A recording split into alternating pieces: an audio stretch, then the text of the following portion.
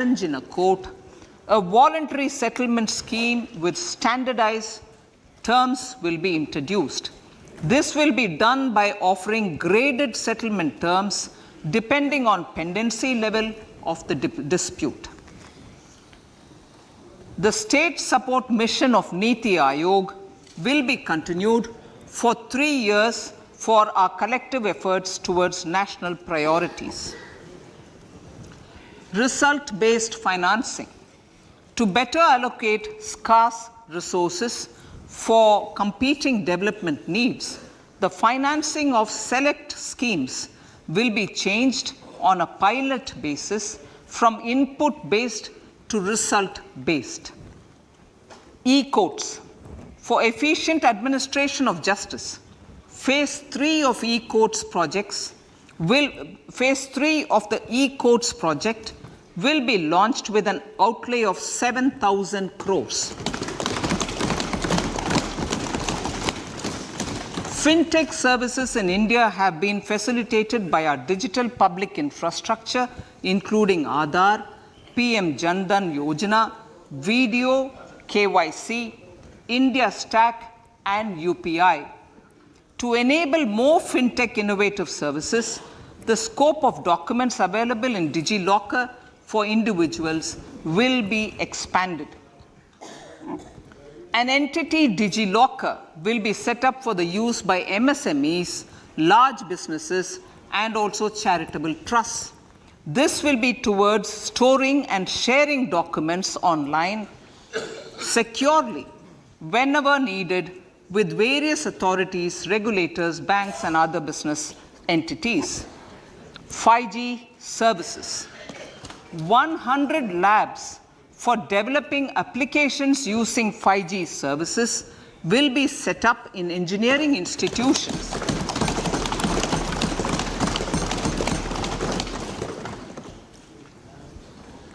To realize a new range of opportunities, business models, and employment potential, the labs will cover, among others, applications such as smart classrooms, precision farming, intelligent transport systems, and healthcare applications.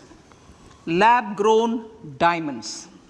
Lab-grown diamonds is a technology and innovation-driven emerging sector with high employment potential. These environment-friendly diamonds, which have optically and chemically the same properties as natural diamonds. To encourage indigenous production of LGD, lab-grown diamond seeds and machines, and to reduce import dependency, a research and development grant will be provided to one of the IITs for 5 years. To reduce the cost of production, a proposal to review the custom duty on LGD seeds will be indicated in Part B of the speech. I come to the fifth priority, Honorable Speaker, sir, green growth. Honorable Prime Minister has given a vision for life or lifestyle for environment to spur a movement of environmentally conscious lifestyle. India is moving forward firmly for the Panchamrit, the net zero carbon emission by 2070 to usher in green industrial and economic transition. This budget builds on our focus on green growth.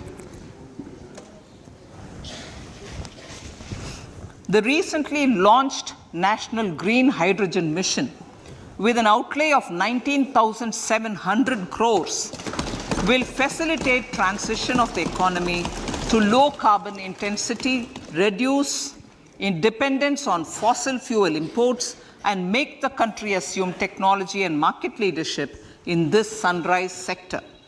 Our target is to reach an annual production of 5 MMT by 2030. Energy transition. This budget provides for 35,000 crores for priority capital investment towards energy transition and net zero objectives and energy security by Ministry of Petroleum and Natural Gas. To steer the economy on sustainable development path, battery energy storage systems with capacity of 4,000 MWh will be supported with viability gap funding. A detailed framework for pumped storage projects will also be formulated. Renewable energy evacuation. The interstate transmission system for evacuation and grid integration of 13 gigawatt renewable energy from Ladakh will be constructed with investment of 20,700 crore, including central support of 8,300 crores. Green credit program. For encouraging behavioral change, a green credit program will be notified under the Environment Protection Act. This will incentivize environmentally sustainable and responsive actions by companies, individuals, and local bodies, and help mobilize additional resources for such activities. PM Program for Restoration, Awareness, Nourishment, and Amelioration of Mother Earth, PM Pranam, will be launched to incentivize states and union territories to promote alternative fertilizers and balanced use of chemical fertilizers. Go Bardhan scheme.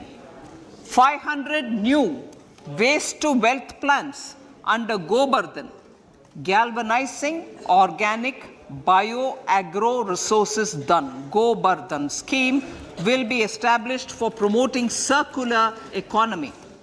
These will include 200 compressed biogas plants, including 75 plants in urban areas, and 300 community or cluster-based plants at a total investment of 10,000 crores.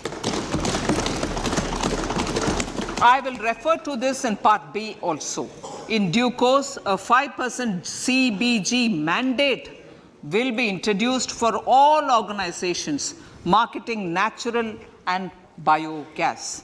For collection of biomass and distribution of biomanure, appropriate fiscal support will also be provided. Bharatiya Prakritik Kheti Bio Input Resource Centers. Over the next 3 years, we will facilitate 1 crore farmers to adopt natural farming. For this, Honorable Speaker, 10,000 bio input resource centers will be set up, creating a national level distributed micro fertilizer and pesticide manufacturing network. Mishti.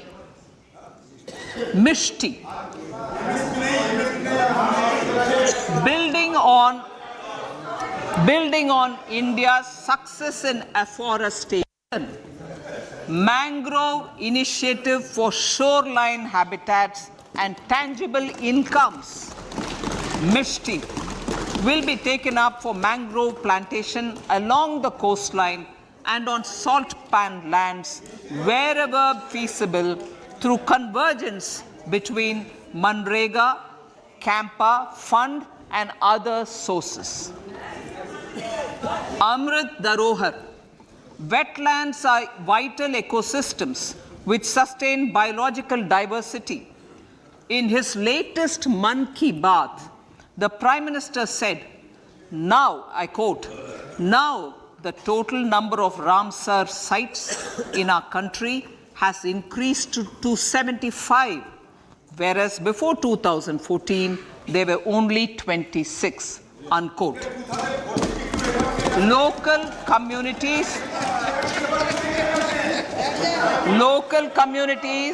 have always been at the forefront of conservation efforts. The government will promote their unique conservation values through Amrit Dharohar, a scheme that will be implemented over the next 3 years to encourage optimal use of wetlands, and enhance biodiversity, carbon stock, ecotourism opportunities, and income generation for local communities. Coastal shipping. Coastal shipping will be promoted as the energy efficient and lower cost mode of transport, both for passengers and freight, through PPP mode with viability gap funding. Vehicle replacement. Vehicle replacement is an important continuing policy, replacing the old political, I know, replacing, absolutely, thank you. Replacing old polluting vehicles. Maybe applicable, right? Replacing old polluting vehicles is an important part of greening our economy. In furtherance of the vehicle scrapping policy mentioned in Budget 21-22, I have allocated adequate funds to scrap old vehicles of the central government. States will also be supported in replacing old vehicles and old state ambulances. Honorable Speaker, sir, I move to priority 6, youth power. To empower our youth and help the Amrit PD realize their dreams, we have formulated the National Education Policy, which is very wide in its scope, but one of the things is also to focus on skilling, adopted economic policies that facilitate job creation at scale and have supported business opportunities. Pradhan Mantri Kaushal Vikas Yojana. Pradhan Mantri Kaushal Vikas Yojana 4.0 will be launched to skill lakhs of youth within the next 3 years. On-job training, industry partnership, and alignment of courses with needs of industry will be emphasized. The scheme will also cover new age courses for Industry 4.0 like coding, AI, robotics, mechatronics, IoT, 3D printing, drones, and other soft skills. To skill youth for international opportunities, 30 Skill India International Centers will be set up across different states. The digital ecosystem for skilling will be further expanded with the launch of a unified Skill India digital platform for enabling demand-based formal skilling, linking with employers including MSMEs, and facilitating access to entrepreneurship schemes. To provide stipend support to 47 lakh youths in 3 years, direct benefit transfer under a pan-India national apprenticeship promotion scheme will be rolled out. Tourism. Honorable Speaker, sir, with an integrated and innovative approach, at least 50 destinations will be selected through challenge mode. In addition to aspects such as physical connectivity, virtual connectivity, tourist guides, high standards for food streets, and tourist security, all the relevant aspects would be made available on an app to enhance tourist experience. Every destination would be developed as a complete package. The focus of development of tourism would be on domestic as well as foreign tourists.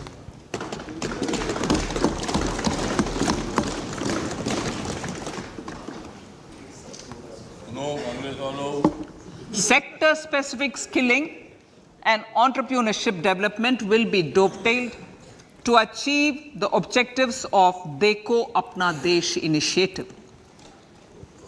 This was launched as an appeal by the Honorable Prime Minister to the middle class to prefer domestic tourism over international tourism.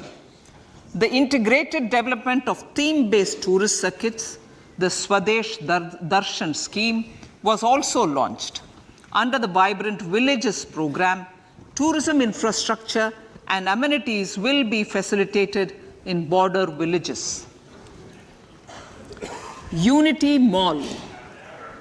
States will be encouraged to set up a Unity Mall in their state capital or most prominent tourism center or the financial capital for promotion and sale of their one district, one product and GI products and other handicraft products, and for providing space for such products of all other states as well. Sir, priority number 7, financial sector.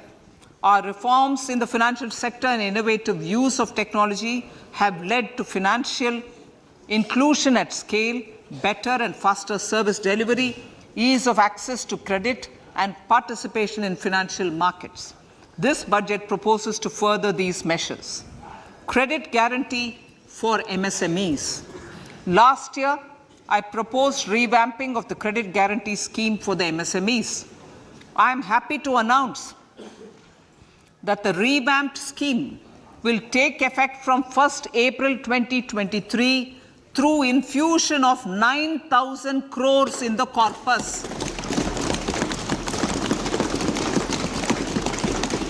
This will enable additional collateral-free guaranteed credit of 2 lakh crores of rupees. Further, the cost of credit will be reduced by about 1%. A national financial information registry will be set up to serve as the central repository of financial and ancillary information. This will facilitate efficient flow of credit, promote financial inclusion, and foster financial stability. A new legislative framework will govern this credit public infrastructure and will be designed in consultation with the RBI. To meet the needs of Amritkal and to facilitate optimum regulation in the financial sector, public consultation, as necessary and feasible, will be brought to the process of regulation making and issuing subsidiary directions. To simplify, to ease, and to reduce cost of compliance, financial sector regulators will be requested to carry out a comprehensive review of existing regulations. For this, they will consider suggestions from public and regulated entities. Time limits to decide the application under various regulations will also be laid down. Honorable Speaker, sir, to enhance business activities in GIFT IFSC, the following measures will be taken. Delegating powers under the SEZ Act to the IFSCA to avoid dual regulation. Setting up a single window IT system for registration and approval of IFSCA, SEZ authorities, GSTN, RBI, SEBI, and IRDAI.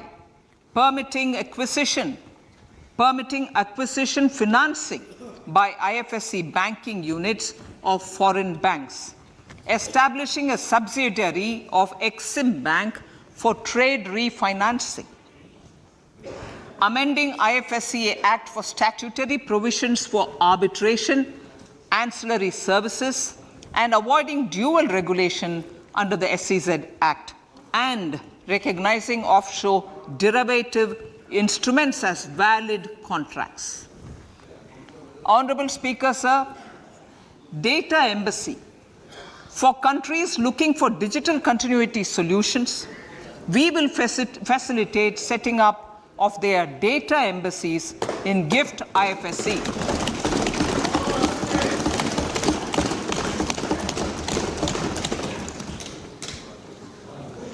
Improving governance and investor protection in banking sector. To improve bank governance and enhance investors' protection, certain amendments to the Banking Regulation Act, the Banking Companies Act, and the Reserve Bank of India Act are being proposed. Capacity building in securities market.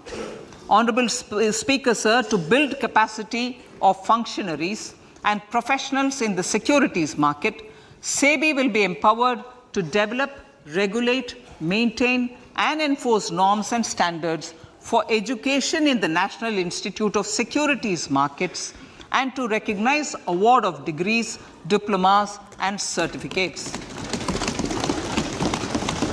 A central processing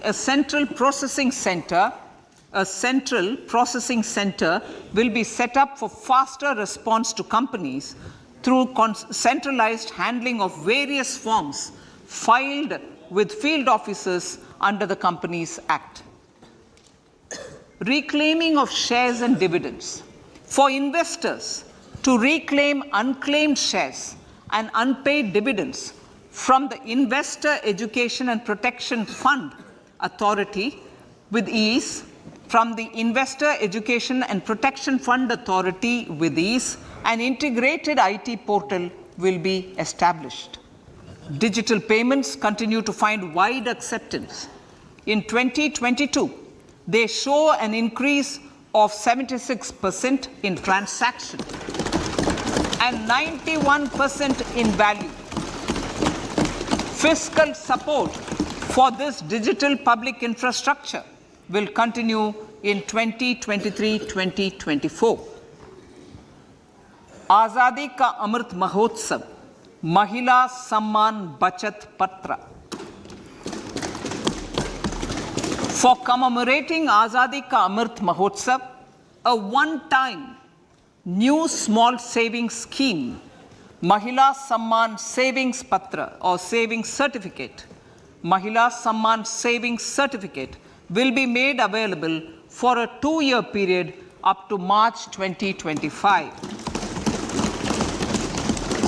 This will offer deposit facility up to 2 lakh in the name of a woman or girls for a tenure of 2 years at fixed interest rate of 7.5% with partial withdrawal option. Senior citizens. The maximum deposit limit for senior citizens savings scheme will be enhanced from 15 lakh to 30 lakhs of rupees. The maximum deposit limit for monthly income account scheme will be enhanced from 4.5 lakh to 9 lakh for single account and from 9 lakh to 15 lakh for joint account. Honorable Speaker, sir, fiscal management. 50 years interest-free loan to states. The entire 50-year loan to states has to be spent on capital expenditure within 2023-24. Most of this will be at the discretion of the states, but a part will be conditional on states increasing their actual capital expenditure. Parts of the outlay will also be linked to or allocated for the following purposes: scrapping old government vehicles, urban planning reforms and actions, financing reforms in urban local bodies to make them creditworthy for municipal bonds, housing for police personnel above or as part of the police station, constructing unity malls, children and adolescent libraries and digital infrastructure, and state share of capital expenditure of central schemes. Honorable Speaker, sir, fiscal deficit of states. States will be allowed a fiscal deficit of 3.5% of GSDP, of which 0.5% will be tied to power sector reforms. Revised estimates 2022 to 2023. The revised estimate, Honorable Speaker, sir, of the total receipts other than borrowing is 24.3 lakh crores, of which the net tax receipts are 20.9 lakh crores. The revised estimate of the total expenditure is 41.9 lakh crores of rupees, of which the capital expenditure is about 7.3 lakh crores. The revised estimate of the fiscal deficit is 6.4% of GDP, adhering to the budget estimate. So budget estimates of 2023-24. Coming to 2023-24, the total receipts other than borrowings and the total expenditure are estimated at 27.2 lakh crores and 45 lakh crores respectively. The net tax receipts are estimated at 23.3 lakh crores. The fiscal deficit is estimated to be 5.9% of the GDP. In my budget speech for 21-22, I had announced that we plan to continue the path of fiscal consolidation, reaching a fiscal deficit of below 4.5% by 2025-26, with a fairly steady decline over the period. We have adhered to this path, and I reiterate my intention to bring the fiscal deficit below 4.5% of GDP by 2025-26. To finance the fiscal deficit in 2023-24, the net market borrowings from dated securities are estimated at 11.8 lakh crores. The balance financing is expected to come from small savings and other sources. The gross market borrowings are estimated at 15.43 lakh crores of rupees. Honorable Speaker, sir, I now move to Part B.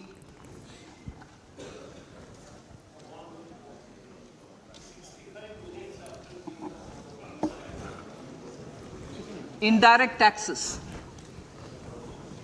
My indirect tax proposals will aim to promote exports, boost domestic manufacturing, enhance domestic value addition, encourage green energy and mobility.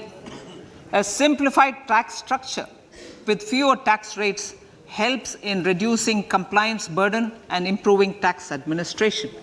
I propose to reduce the number of basic customs duty rates on goods other than textiles and agriculture from 21 to 13. As a result, there are minor changes in the basic custom duties, cesses and surcharges on some items including toys, bicycle, automobiles and naphtha. Green mobility. To avoid cascading of taxes on blended compressed natural gas, I propose to exempt excise duty on GST paid compressed biogas contained in it. To further provide impetus to green mobility, customs duty exemptions is being extended to import of capital goods and machinery required for manufacture of lithium-ion cells for batteries used in electrical vehicles as well. Electronics.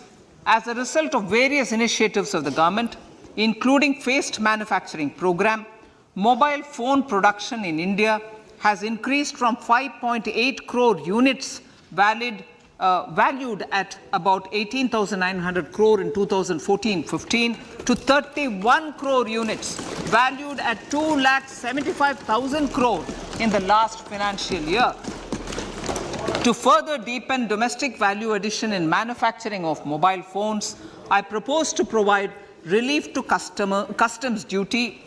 I propose to provide relief in customs duty on import of certain parts and inputs like camera lens and continue the concessional duty on lithium-ion cells for batteries for another year. Similarly, to promote value addition in manufacture of televisions, I propose to reduce the basic customs duty on parts of open cells of TV panels to 2.5%. Electrical. To rectify inversion of duty structure and encourage manufacturing of electric kitchen chimneys, the basic custom duty on electric kitchen chimney is being increased from 7.5% to 15%, and that on heat coils for these is proposed to be reduced from 20% to 15%. Chemicals and petrochemicals. Denatured ethyl alcohol is used in chemical industry. I propose to exempt basic customs duty on it. This will also support the ethanol blending program and facilitate an endeavor for energy transition. Basic customs duty is also being reduced on acid-grade fluorospar from 5% to 2.5% to make the domestic fluorochemicals industry competitive. Further, the basic customs duty on crude glycerin for use in manufacture of epichlorohydrin is proposed to be reduced from 7.5% to 2.5%.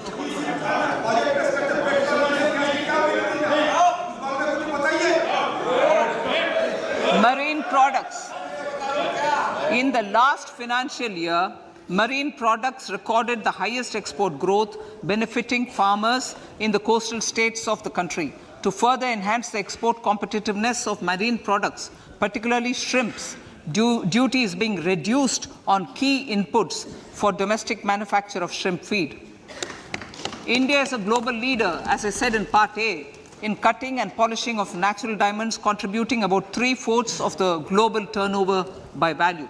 With the depletion of deposits of natural diamonds, the industry is moving towards lab-grown diamonds, and it holds huge promise. To seize this opportunity, I propose to reduce the basic customs duty on seeds used in their manufacture. Customs duties on doré and bars of gold and platinum were increased earlier this fiscal. I propose to increase the duties on articles made therefrom to enhance the duty differential. I also propose to increase the import duty on silver doors, bars, and articles to align them with that on gold and platinum. To facilitate availability of raw materials for the steel sector, exemptions from basic custom duty on raw materials for manufacture of CRGO steel, ferrous scrap, and nickel cathode is being continued. Similarly, the concessional BCD of 2.5% on copper scrap is also being continued to ensure the availability of raw materials for secondary copper producers who are mainly in the MSME sectors. Compounded rubber. The basic custom duty rate on compounded rubber is being increased from 10% to 25% or 30 kg, whichever is lower, at par with that of natural rubber other than latex, to curb circumvention of duty. Cigarettes. National calamity contingent duty on specified cigarettes was last revised 3 years ago. This is proposed to be revised upwards by about 16%. Direct taxes. I now come to my direct tax proposals. Honorable Speaker, these proposals aim to maintain continuity and stability of taxation, further simplify and rationalize various provisions to reduce the compliance burden, promote the entrepreneurial spirit, and provide tax relief to citizens.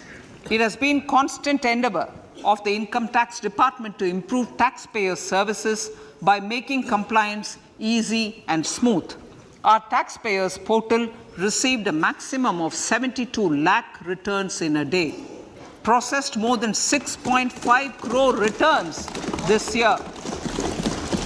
Average processing period reduced from 93 days in financial year 13-14 to 16 days only now.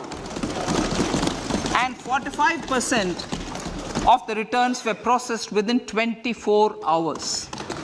We intend to further improve this, roll out the next generation common IT return form for taxpayer convenience, and also plan to strengthen the grievance redressal mechanism. MSMEs and professionals. MSMEs are growth engines of our economy. Micro enterprises with turnover up to 2 crore of rupees and certain professionals with turnover of up to 50 lakh rupees can avail the benefit of presumptive taxation.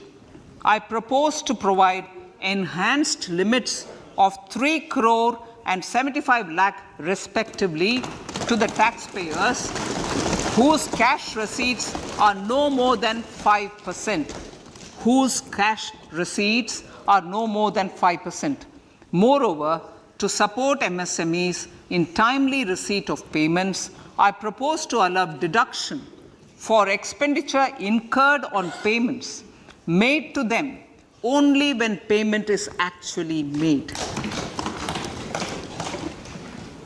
Cooperation. Cooperation is a value to be cherished. In realizing our Prime Minister's goal for Sehkar Se Samriddhi and his resolve to connect the spirit of cooperation with the spirit of Amrit Kal, in addition to the measures proposed in Part A, I have a slew of proposals for the cooperation sector.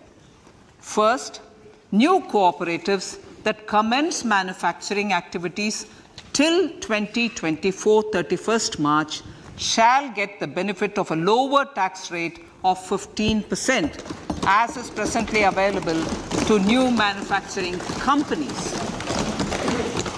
Secondly, I propose to provide an opportunity to sugar cooperatives to claim payments made to sugarcane farmers for the period prior to the assessment year 2016-17 as expenditure. This is expected to provide them a relief of almost 10,000 crores. Thirdly, I am providing a higher limit of 2 lakh per member for cash deposits to loans in cash by primary agricultural cooperative societies and primary cooperative agriculture and rural development banks. I repeat that. Thirdly, I am providing a higher limit of 2 lakh per member for cash deposits to and loans in cash by primary agricultural cooperative societies and primary cooperative agricultural and rural development banks. Similarly, a higher limit of 3 crore for TDS on cash withdrawal is being provided to cooperative societies. Startups.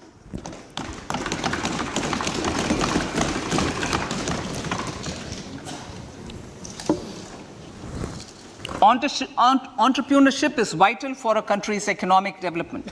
We have taken a number of measures for startups and they have borne results. India is now the third largest ecosystem for startups globally and ranks second in innovation quality among middle-income countries. I propose to extend the date of incorporation for income tax benefits to startups from 31/3/2023 to 31/3/2024.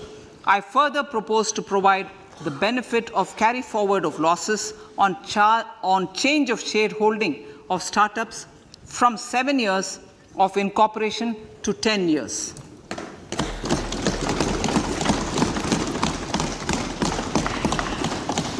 To reduce the pendency of appeals at commissioner level, I propose to deploy about 100 joint commissioners for disposal of small appeals. We shall also be more selective in taking up cases for scrutiny of returns already received this year.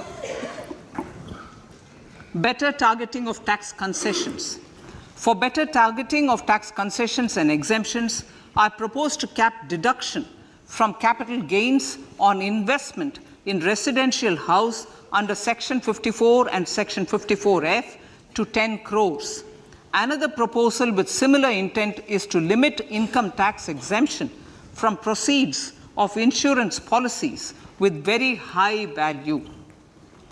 Rationalization. Honorable Speaker, sir, there are a number of proposals relating to rationalization and simplification.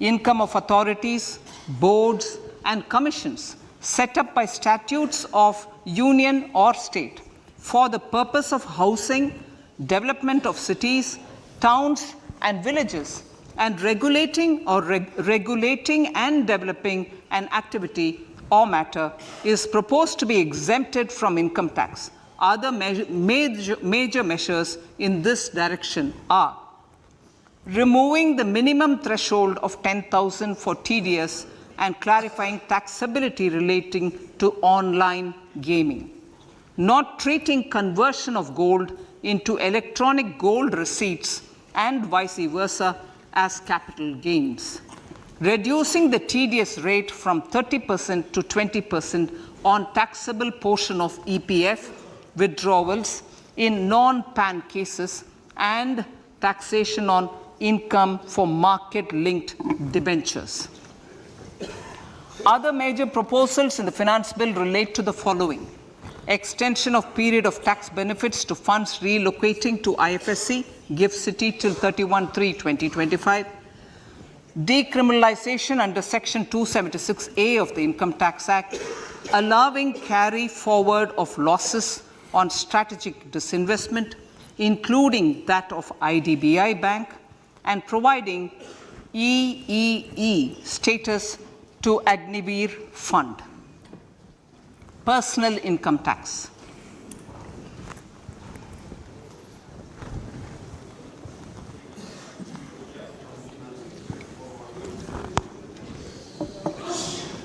Now I come to what everyone is waiting for. Personal income tax. I have 5 major announcements to make in this regard. These primarily benefit our hard-working middle class. The first one concerns rebate. Currently, those with income up to 5 lakh do not pay any income tax in both old and new regimes. I propose to increase the rebate limit to 7 lakhs in the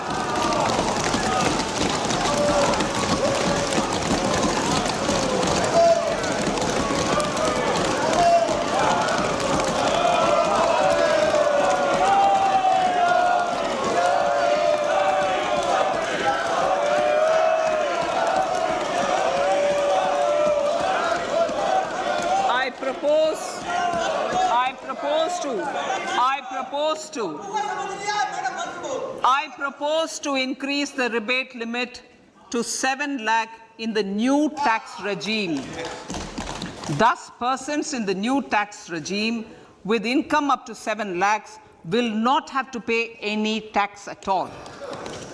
The second proposal relates to middle class individuals. I had introduced in the year 2020 the new personal income tax regime with 6 income slabs starting from 2.5 lakh.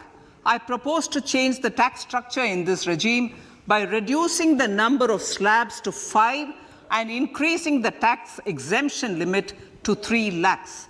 The new tax rates are 0 to 3 lakh, nil; 3 to 6 lakhs, 5%; 6 to 9 lakhs, 10%; 9 to 12 lakh, 15%; 12 to 15 lakhs, 20%; and above 15 lakhs, 30%. This will provide major relief to all taxpayers in the new regime. An individual with an annual income of 9 lakhs will be required to pay only 45,000 rupees. This is only 5% of his or her income. It is a reduction of 25% on what he or she is required to pay now. That is 60,000. So in the place of 60,000, it is now only 45,000. Similarly, an individual with an income of 15 lakh rupees would be required to pay only 1.5 lakh or 10% of his income or her income, a reduction of 20% from the existing liability of 1,87,500 rupees. My third proposal is for the salaried class and the pensioners, including family pensioners, for whom I propose to extend the benefit of standard deduction to the new tax regime. Each salaried person with an income of 15.5 lakh rupees or more will thus stand to benefit by 52,500 rupees. My fourth announcement in personal income tax is regarding the highest tax rate, which in our country is 42.74%. This is among the highest in the world. I propose to reduce the highest surcharge. I propose to reduce the highest surcharge rate from 37% to 25% in the new tax regime.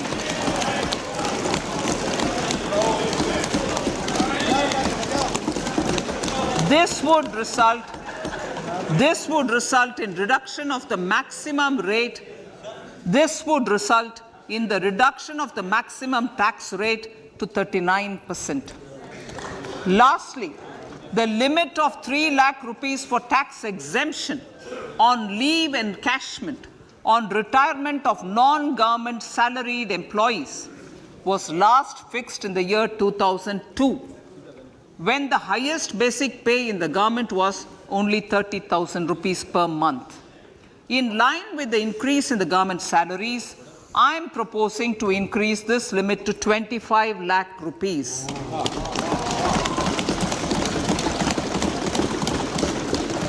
We are also making the new income tax regime as the default tax regime. However, citizens will continue to have the option to avail the benefit of the old tax regime. Apart from these, I am also making some other changes as given in the annexure. As a result of these proposals, revenue of about 38,000 crore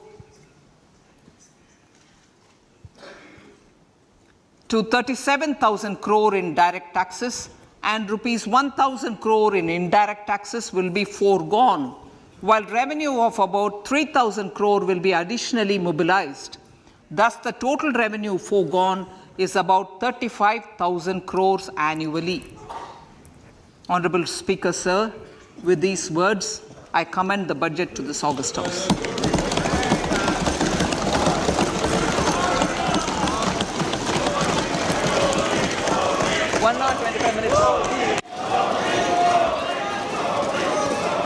Item number 1, माननीय item number 2, Shrimati Nirmala Sitharaman ji. Sir, with your permission, I lay on the table of the following statements. Under Section 3(1) of the Fiscal Responsibility Budget Management Act 2003, 1. Medium-term fiscal policy cum fiscal policy strategy statement and macroeconomic framework statement. माननीय सदस्यगण, जैसा कि आपको समाचार भाग 2 के माध्यम से पहले ही सूचित किया जा चुका है कि माननीय वित्त मंत्री जी के बजट भाषण की प्रतियां हार्ड कॉपी के रूप में उपलब्ध कराई गई है. आप बजट भाषण की अपनी अपनी प्रति प्रकाशन पलक से ले लें. आपको ये भी सूचित किया जाता है कि माननीय मंत्री द्वारा बजट प्रस्तुत किए जाने के पश्चात उसकी प्रतियां आपको मेंबर्स पोर्टल के माध्यम से उपलब्ध करा दी जाएगी. आइटम नंबर 3, माननीय मंत्री जी, वित्त मंत्री जी. Sir, with your permission, I rise to move for leave to introduce the Finance Bill 2023. प्रश्न ये कि विधेयक को पुनर्स्थापित करने की अनुमति प्रदान की जाए. जो सदस्य इसके पक्ष में हाँ कहें, जो सदस्य विरोध में ना कहें. मेरे विचार में निर्णय हाँ वालों के पक्ष में माननीय मंत्री जी विधेयक को पुनर्स्थापित करें. Sir, I introduce the bill. सभा की कार्रवाई कल गुरुवार दिनांक 2 फरवरी 2023 को प्राप्त 11 बजे तक के लिए स्थगित की जाती है. So Finance Minister Nirmala Sitharaman laying out the last full budget of Modi 2.0, Antyodaya at the core of it, it's its soul, delivery up to the last mile while making sure that there is Sabka Saath. It's an inclusive budget. But the big ones came in the slog overs. Part B, direct taxes, everybody was waiting for, and she took a sip of water and also played up to the galleries there, said, we are all waiting for this. But these are the slabs, ladies and gentlemen. This has got to get the middle class smiling. It's got to get even the lower income smiling, because if you've got an income tax slab of exemption up from 5 lakh rupees to 7 lakh rupees, that's a huge bonus. And of course, the government was wanting migration from the old tax slabs to the new tax regime, old tax regime to the new tax regime, and they have incentivized that big time. So even for the middle class and also for the rich, the overall tax burden down from 42% to 39%, a 3% drop at the higher income levels above 15 lakh rupees and over the surcharges. That is one big announcement. But even the revision of the tax slabs, if you are in the new regime, look at the bottom of the ticker and also right to my left here or on the right of your screen. For 3 to 6 lakhs, the slab is 5% in the new regime. Income for 6 to 9 lakhs, the slab is 10% in the new regime. And income for 9 lakhs to 12 lakhs is 15% in the new regime. 12 to 15 lakhs is 20%. And anything above 15 lakhs, it's 30%. That's the slab. The new regime incentivizing. Gaurav Chaudhary is with us. Gaurav Chaudhary, Gurcharan Das ji is also with us. Capex gone up by 33%. Tax slabs brought down. Who is going to complain? We're going to look at how many smileys and how many people are saying it's a very good budget on news18.com. We'll put that also, how many smileys and how many people think it is poor. But Gaurav Chaudhary? Yeah, and still bringing down the fiscal deficit from 6.4 to 5.9%. Oh, yes. Gurcharan Das ji is also with us. Yes. So on the capex front, I think all of us were expecting a rise in the capex, on the government's capex, on the centre's capex for this, but the 33% rise was something much beyond anybody would have anticipated. Now, to bring it up to 10 lakh crores. So if you do a trend analysis over the last 15 years or so, from 2009 onwards, it's gone up from about 1.7% of GDP to 3.3% of GDP in 2023. That's a massive jump. And that is something, and what the finance minister has done is demonstrated the government's intent to walk the talk. So far as heavy lifting in investment is concerned, infrastructure is going to be an economic force multiplier. The government believes that is the way to spin jobs and multiply income, and that is going to remain so.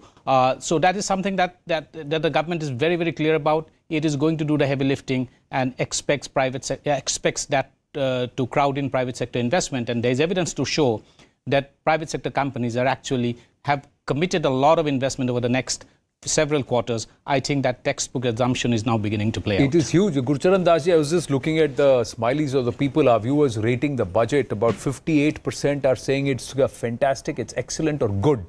58%. There are 11% who feel it's an average budget, but nearly 30% now are saying they don't like this budget. It's a very poor budget.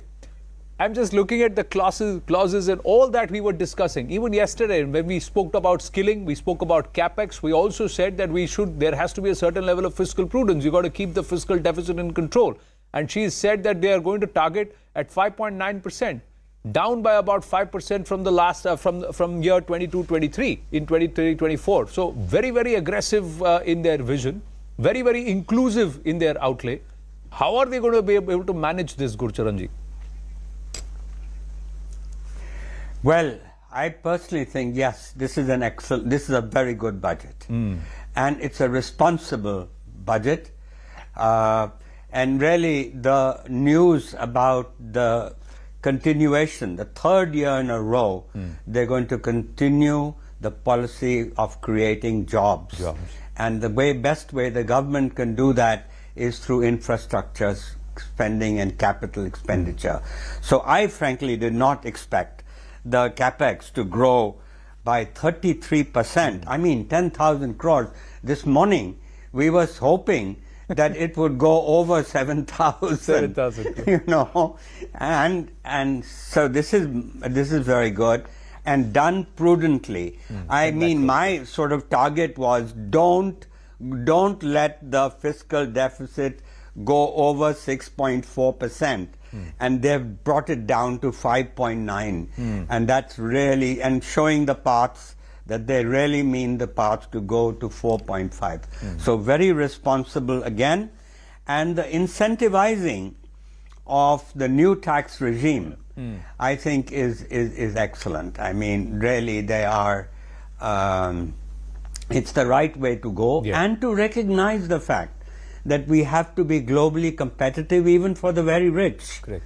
And bring their tax rate down from the high of 42.7% down now to 39. And so I mean, I could add a few more things, but to me, if you ask me, the trend to enhance compliance, to reduce compliance burden is so important, because we are supposed to be a difficult country to do business in. And so decriminalizing, 3,400 decriminalizing measures, the removing obsolete laws, all these really are welcome. Making KYC, simplifying KYC, having PAN as a common identifier, these and relief, a lot of the relief to MSMEs, etc. And settlement of contracts. We score the lowest, and here we are.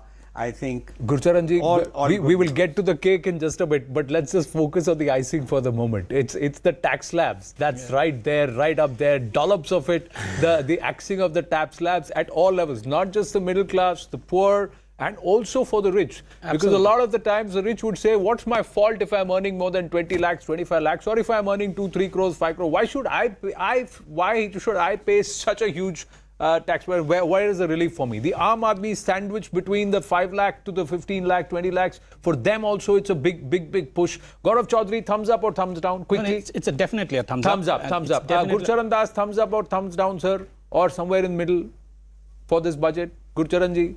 Thumbs up. Big thumbs up. I'm just bringing in Tapti Ghosh and Saket Mishra also, and then we'll ask them too, and then come back to you, Gaurav. Tapti ji, thumbs up or thumbs down?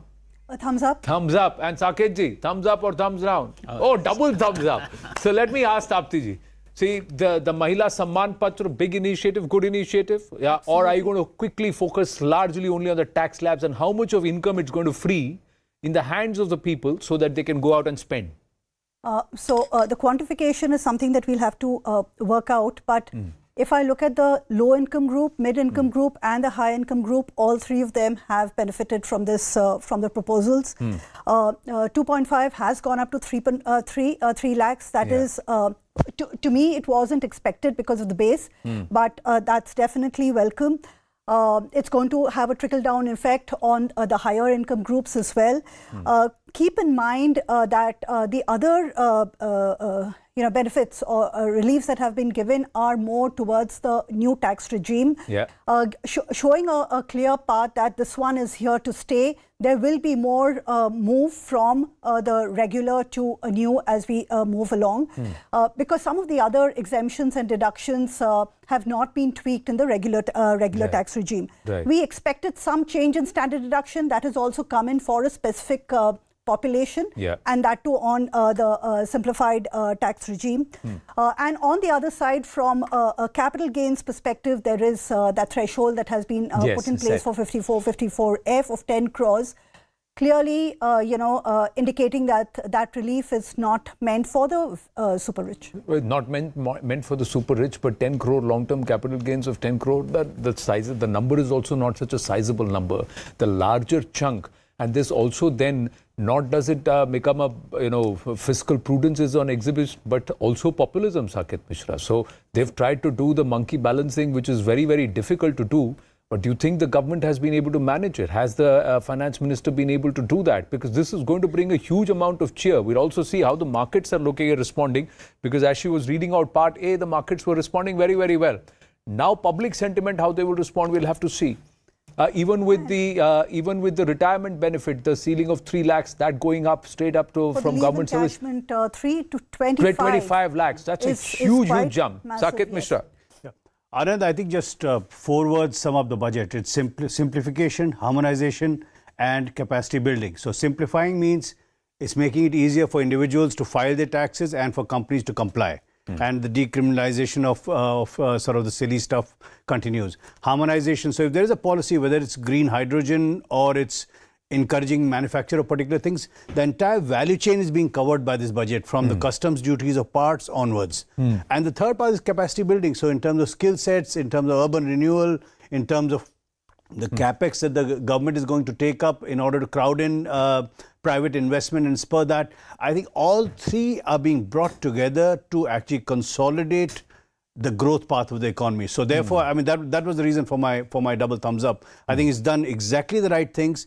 It's not gone silly in terms of fiscal deficit. Right. And yet it has helped the people who have suffered the most because of inflation in the recent past, which is the Aam Aadmi person, with the tax breaks. Right. And also, if your income or if your take home is 9 lakh rupees, so the first 7 lakhs of your income is already exempt in the new tax regime. Yeah. So you have 2 lakh rupees, in that you pay 5%.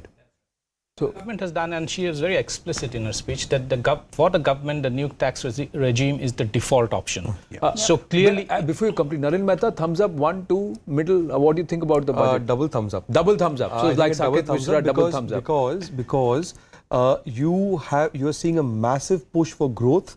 With the spending on infrastructure, the capex spending has significantly gone up. Right. The spending on PM Awas gone up by 66%. That's a huge thing for the bottom of the pyramid. Yeah. And for the middle classes, you've seen a lot of stuff, on the income tax and so on. So I think overall, without getting the spending out of whack. So in a sense, I think I'm not sure you could have done much more than this. So Gaurav, complete. Nalin walked into the studio a little late because he was calculating mera kitna bach raha hai.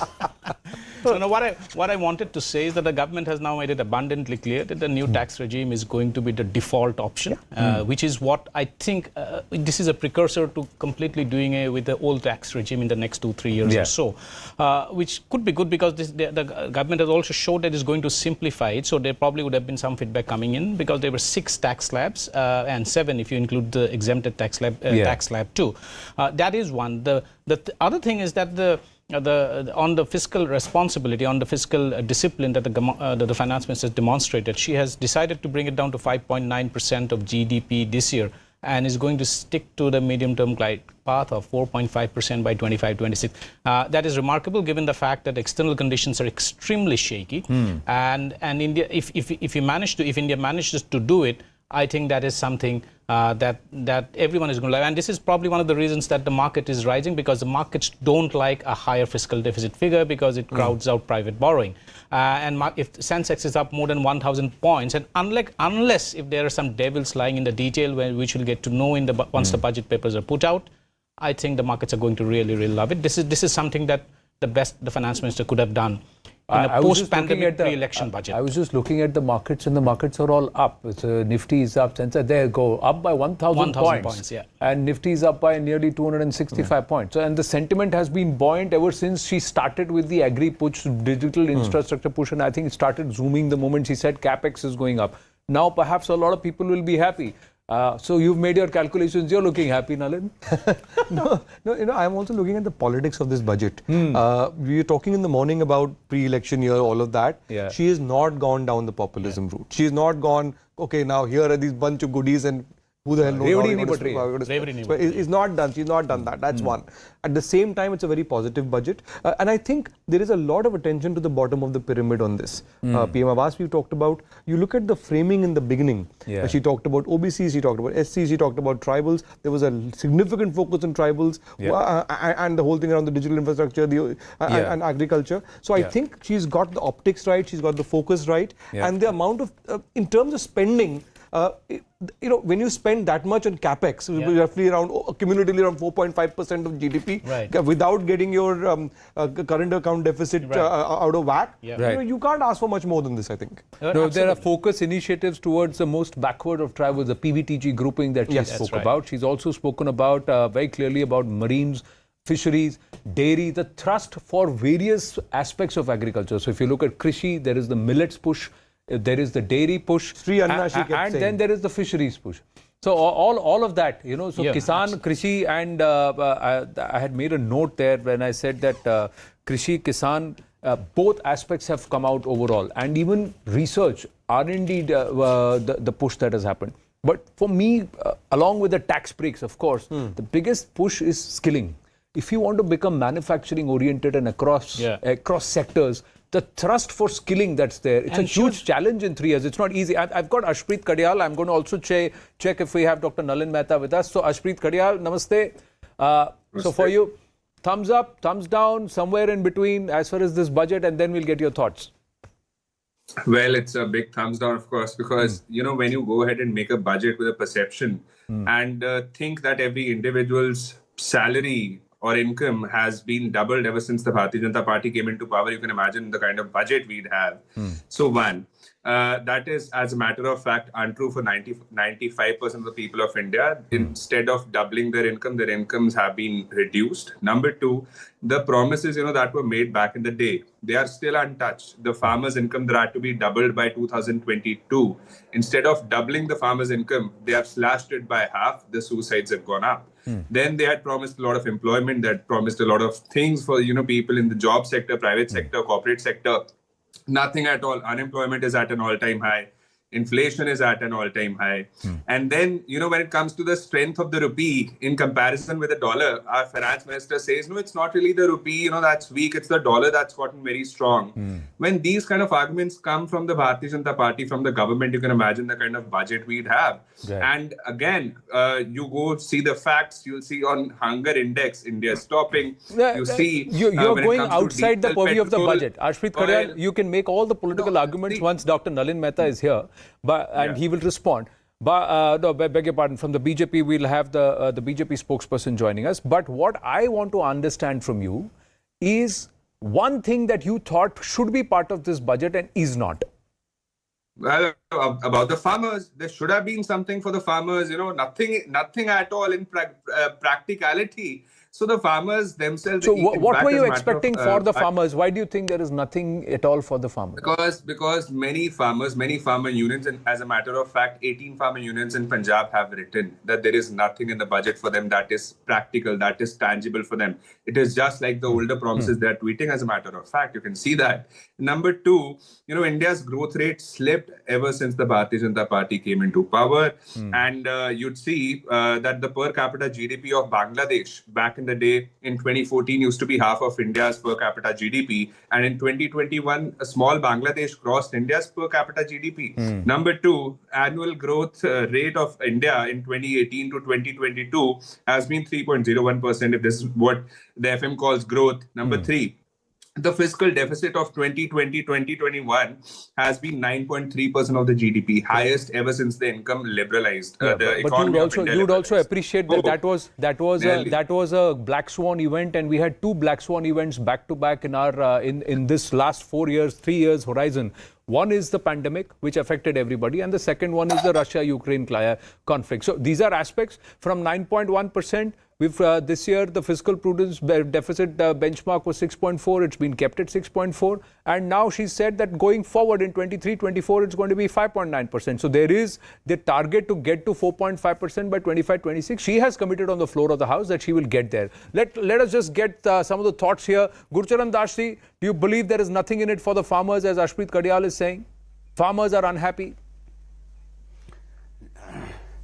Well, I disagree. I disagree, because I think that the biggest mistake was the one made by the Punjab and Haryana farmers, which stopped the implementation of the farm laws. That would have been the biggest gift to the farmers. And now it's very important for the states to pass these farm laws, just as MP has just announced. MP has just announced that private mandis will now be available in Madhya Pradesh. Right. So similarly, what I'm saying is the push is right for fisheries, for millets. It is these high value crops in the future where the farming destiny of the country lies as an exporter, and not in that old, and get Punjab off growing rice and these things. And one thing I would do would have been give Punjab a package to get out of growing the wrong crops and burning that crop to spoil the air of North India, and really focus on what the rest of the country wants, that sort of thing. So I'm sorry, I have no sympathy at all. In fact, you were predicting earlier in the show that the farm subsidy, PM Kisan would go up from 7, or someone was projecting. Yes. Yeah, was going from to 8,000 from 6,000 or 5,000. From 6,000 to 8,000 is what they were expecting it. That also did not happen. Correct. So I think we should be happy that there are no reveries in this budget. These are very sensible jobs. I have to interrupt you. We've got creating. Dr. Shashi Tharoor responding. A lot of political reactions will be coming. I'll come back to you after we listen into what Dr. Tharoor had to say. You're satisfied with some, you're satisfied with certain things you said. You're satisfied with a few I'm not going to give any ratings of that nature because the issues that are missing are also very... Like Manrega, no mention of Manrega at all. We have severe demand in the rural areas for employment. Unemployment in the country is at a very, very great high. Where has she talked about unemployment at all? Where has she talked about inflation and you're giving a better tax rebate, but people are spending more money, whatever the money they save. So we have to look into all of this. Some aspects certainly seem to be good. What aspects are is the budget which will help us grow? I mean, the economic survey did say 6.5% growth. Is that kind of a budget which gives you confidence? Growth is not enough. We need employment as well. So the problem is, yes, at the moment, I think it looks like they will grow, but even that is still a reduced growth because the first half of the year we grew at 9.7%. So we're now growing at 7%. That means second half of the year is down to below 4.5%. So growth alone is not that high.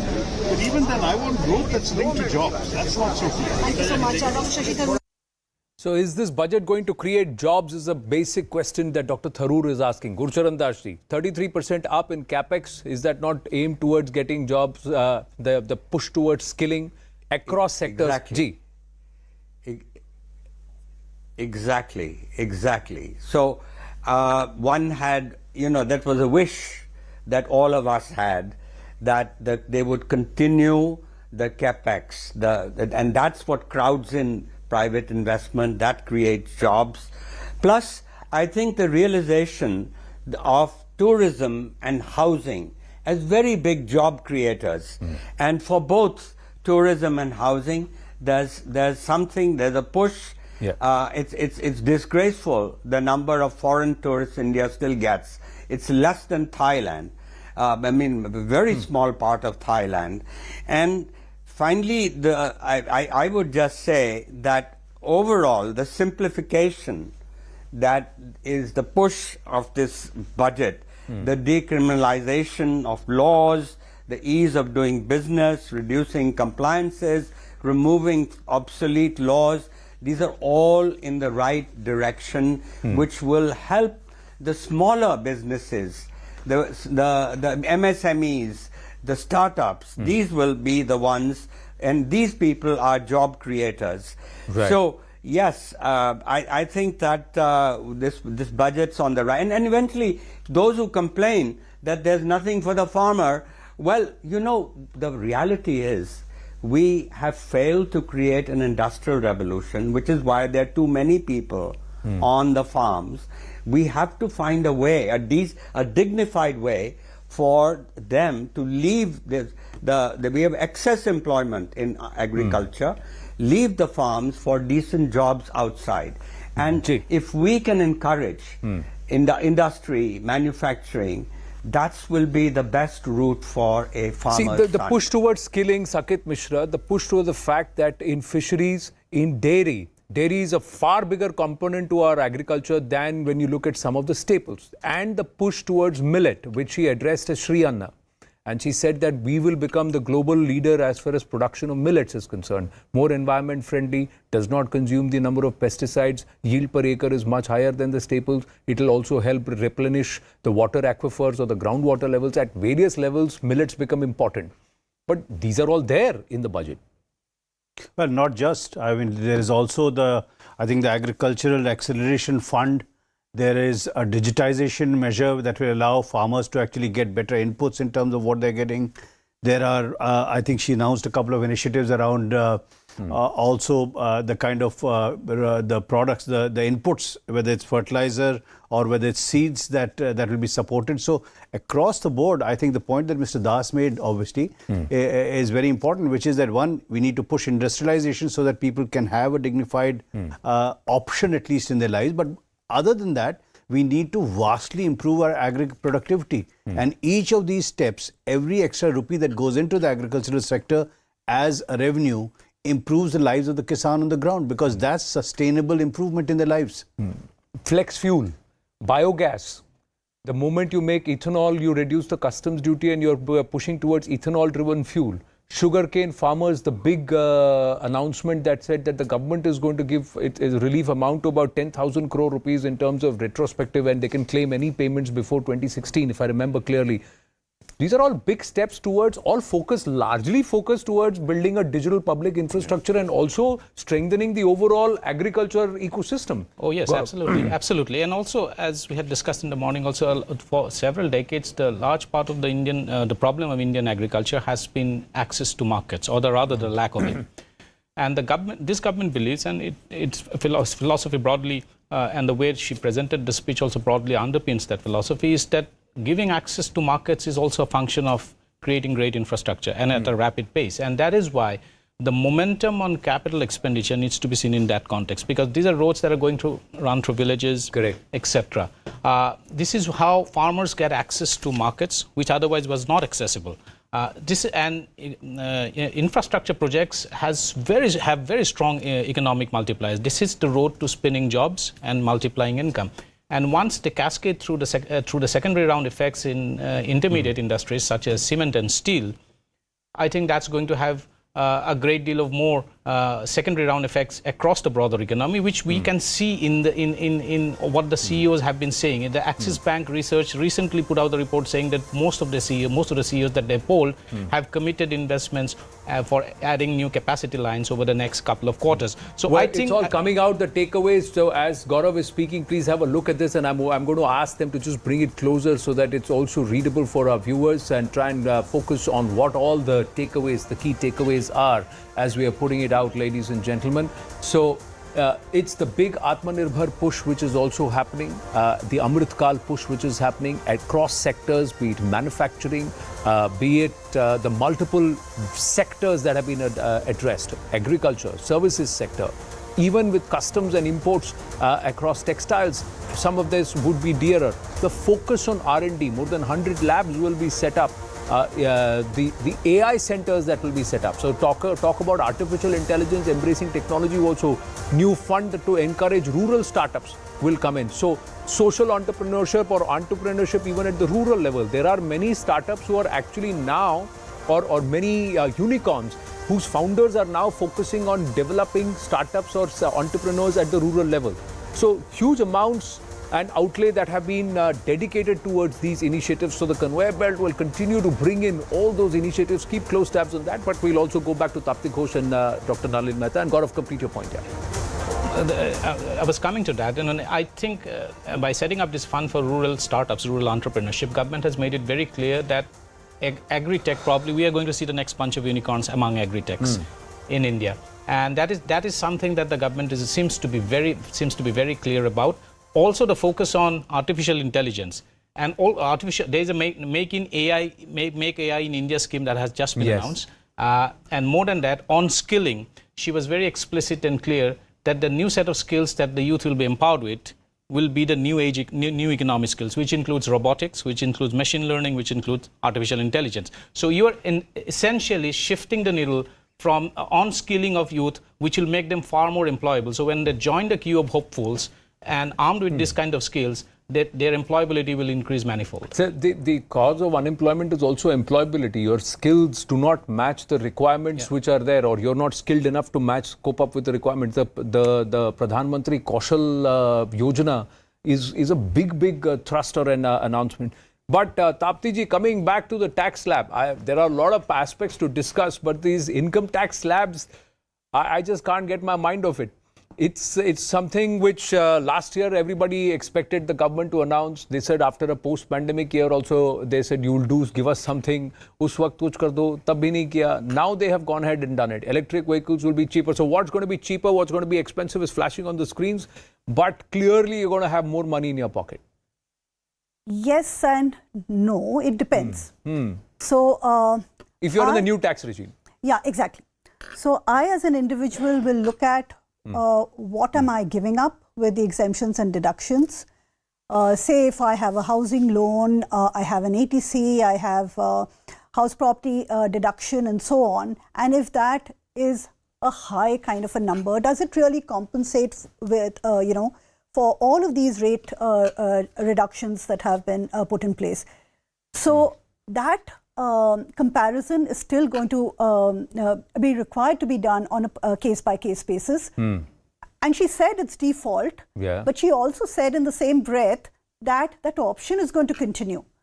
So I think we need to see it with a pinch of salt and look at it from on a case-by-case basis, whether it's finally going to be applicable more beneficial to me. Right. But at the same time, the government has been saying that we need a simplified approach. We don't want exemptions. What we saw in corporate tax, for instance, when it went down to 25%, and it was successful. Correct. I have a lower rate now, which comes down from 42.74% to a 39%. So that is good.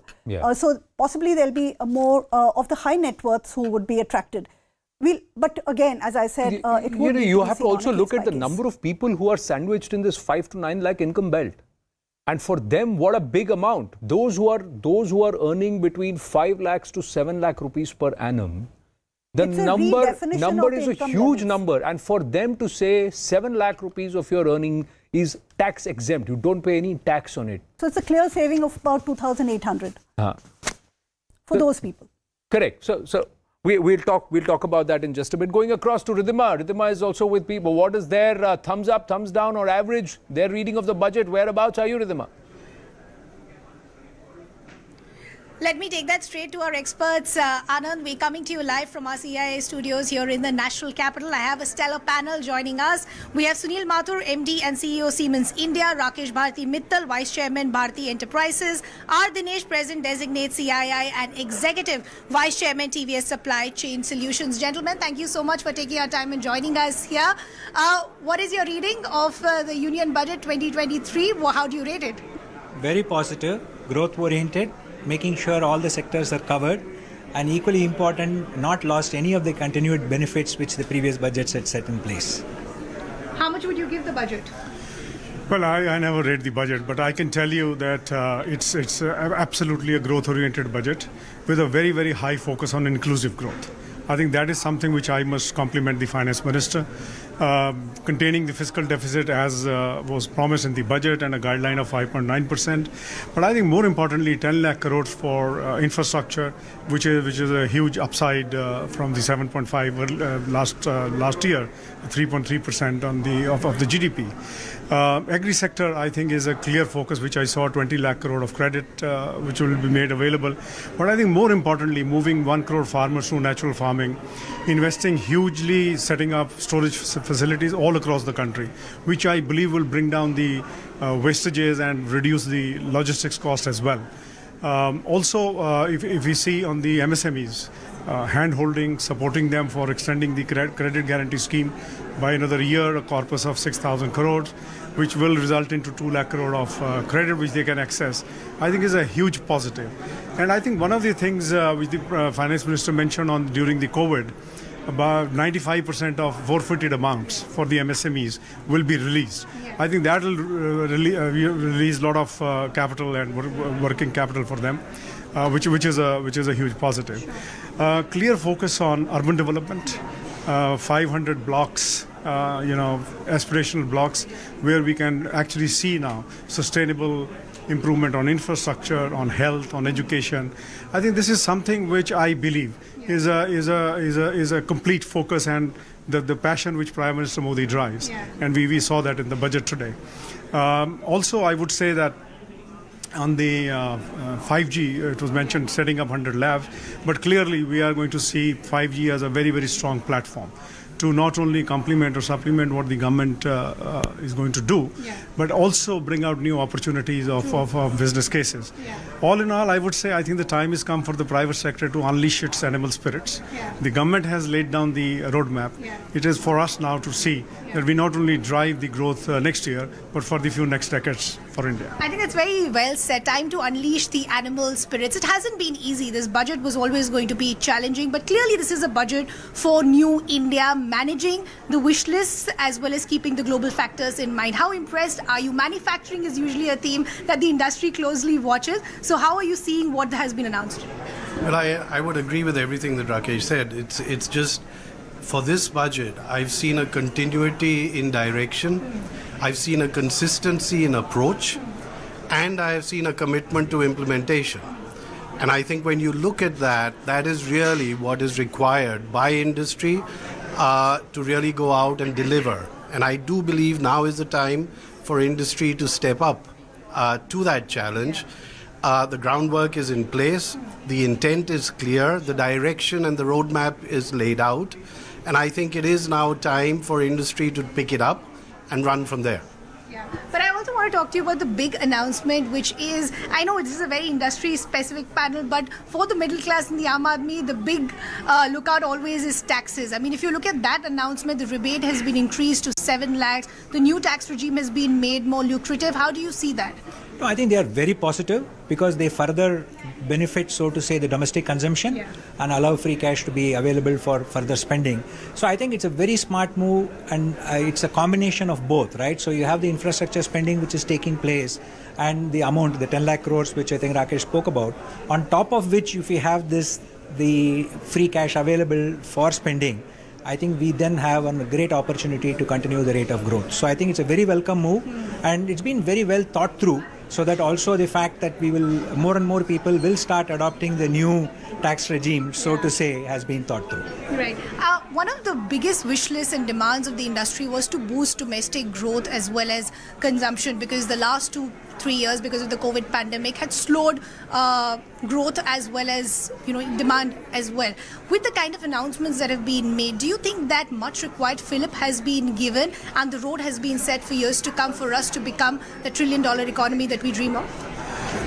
Certainly, yes. I think, clearly, if we see by the tax benefits which have been given, some of the investment schemes into savings for senior citizens, a woman or a girl, up to a limit of 2 lakh with 7.5% interest rate per year, fixed rate interest rate.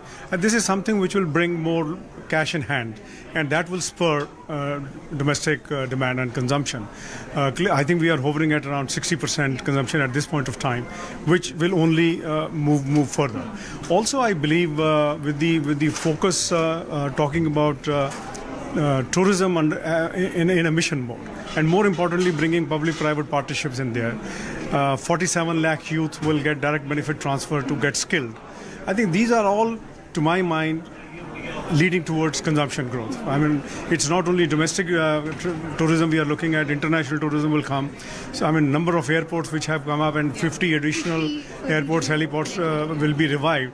Today you see, you don't get a seat on an airplane, and you can reach out to tier 2, tier 3 cities, which were hard to reach earlier. So I believe all this will also bring out two big opportunities. Given the outstanding medical facilities, healthcare facilities and doctors we have, medical tourism, and the focus on religious places. Religious tourism is something we must focus on, and that will bring a lot of international tourists into the country. Right. Lastly, sir, I quickly want to understand, again, from an industry perspective, we've spoken about what works in the budget. What else would you wanted to hear from the finance minister?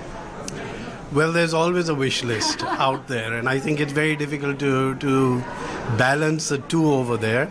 But I think there's a lot more that can be done on the renewable space. Already there is a lot that has been announced, but the journey is a long one, and a lot more needs to be done on the infrastructure side as well. I welcome very much the railways, the outlay in the railways. I think that will be a fillip to the economy, hugely there. Airports, of course, but I think the entire connectivity that the country needs to bring down logistic costs, to actually do this in a green manner, this is going to take time.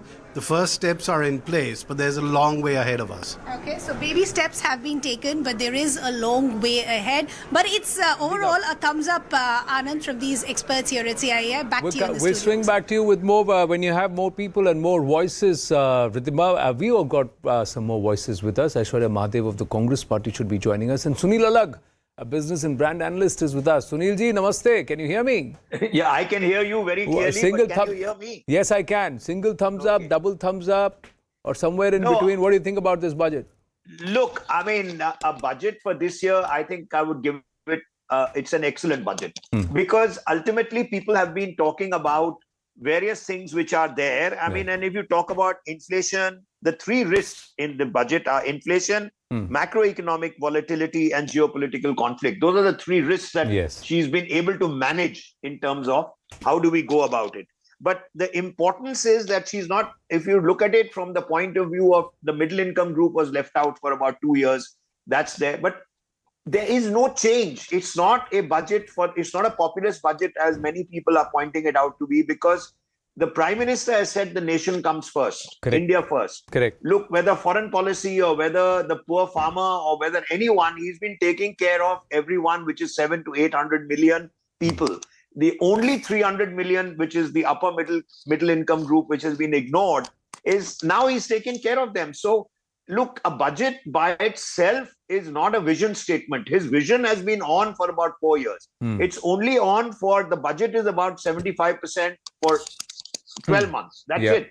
Now he's taken care of everything. The only negative that I have is that she's not mentioned anything about the current account deficit, which is the exports, the amount we export and the amount we import. Now, if the commodity prices, which I expect for the next 3 to 6 months to be high, and the 6 months after that it'll come down, so maybe we'll be able to manage through our economic policy about the current account deficit, because we are buying oil from Russia at about 30% discount, and we have started a rupee trade. But otherwise, the managing of supply chain, technological disruptions, how are you? See, when the Industrial Revolution took place, if you ask me, there was a lot of job loss. Now, there is a job loss, but if he's spending more on infrastructure, that's the unskilled labor which is going to get jobs. And if he's spending on AI, now the skilled labor, and he's doing skilled colleges which are opening up, big what push the towards industry wants, and that's where the skilled labor will come in. But you will not see an impact in this year itself. You will see it in the next 2 to 3 years when you start skilling people. They have outlined a 3-year horizon. They have outlined, FM has outlined a 3-year horizon. This budget is taken care of some people. It's taken care of the middle class. And of course, the poor still gets free food. And they've carried it on for 1 more year. So therefore, he's actually looked at every possible thing. And therefore, it's a continuation. It's not a populist budget. It's more a continuation of his approach to life. And that's what the country needs. And therefore, ultimately, at the end of it, if he's spending on health, he's spending on education, exactly what we wanted. There's no end to what we can want. What is the desire? The stock markets, But look, he's within his limitations. He's done his best. And we are well poised.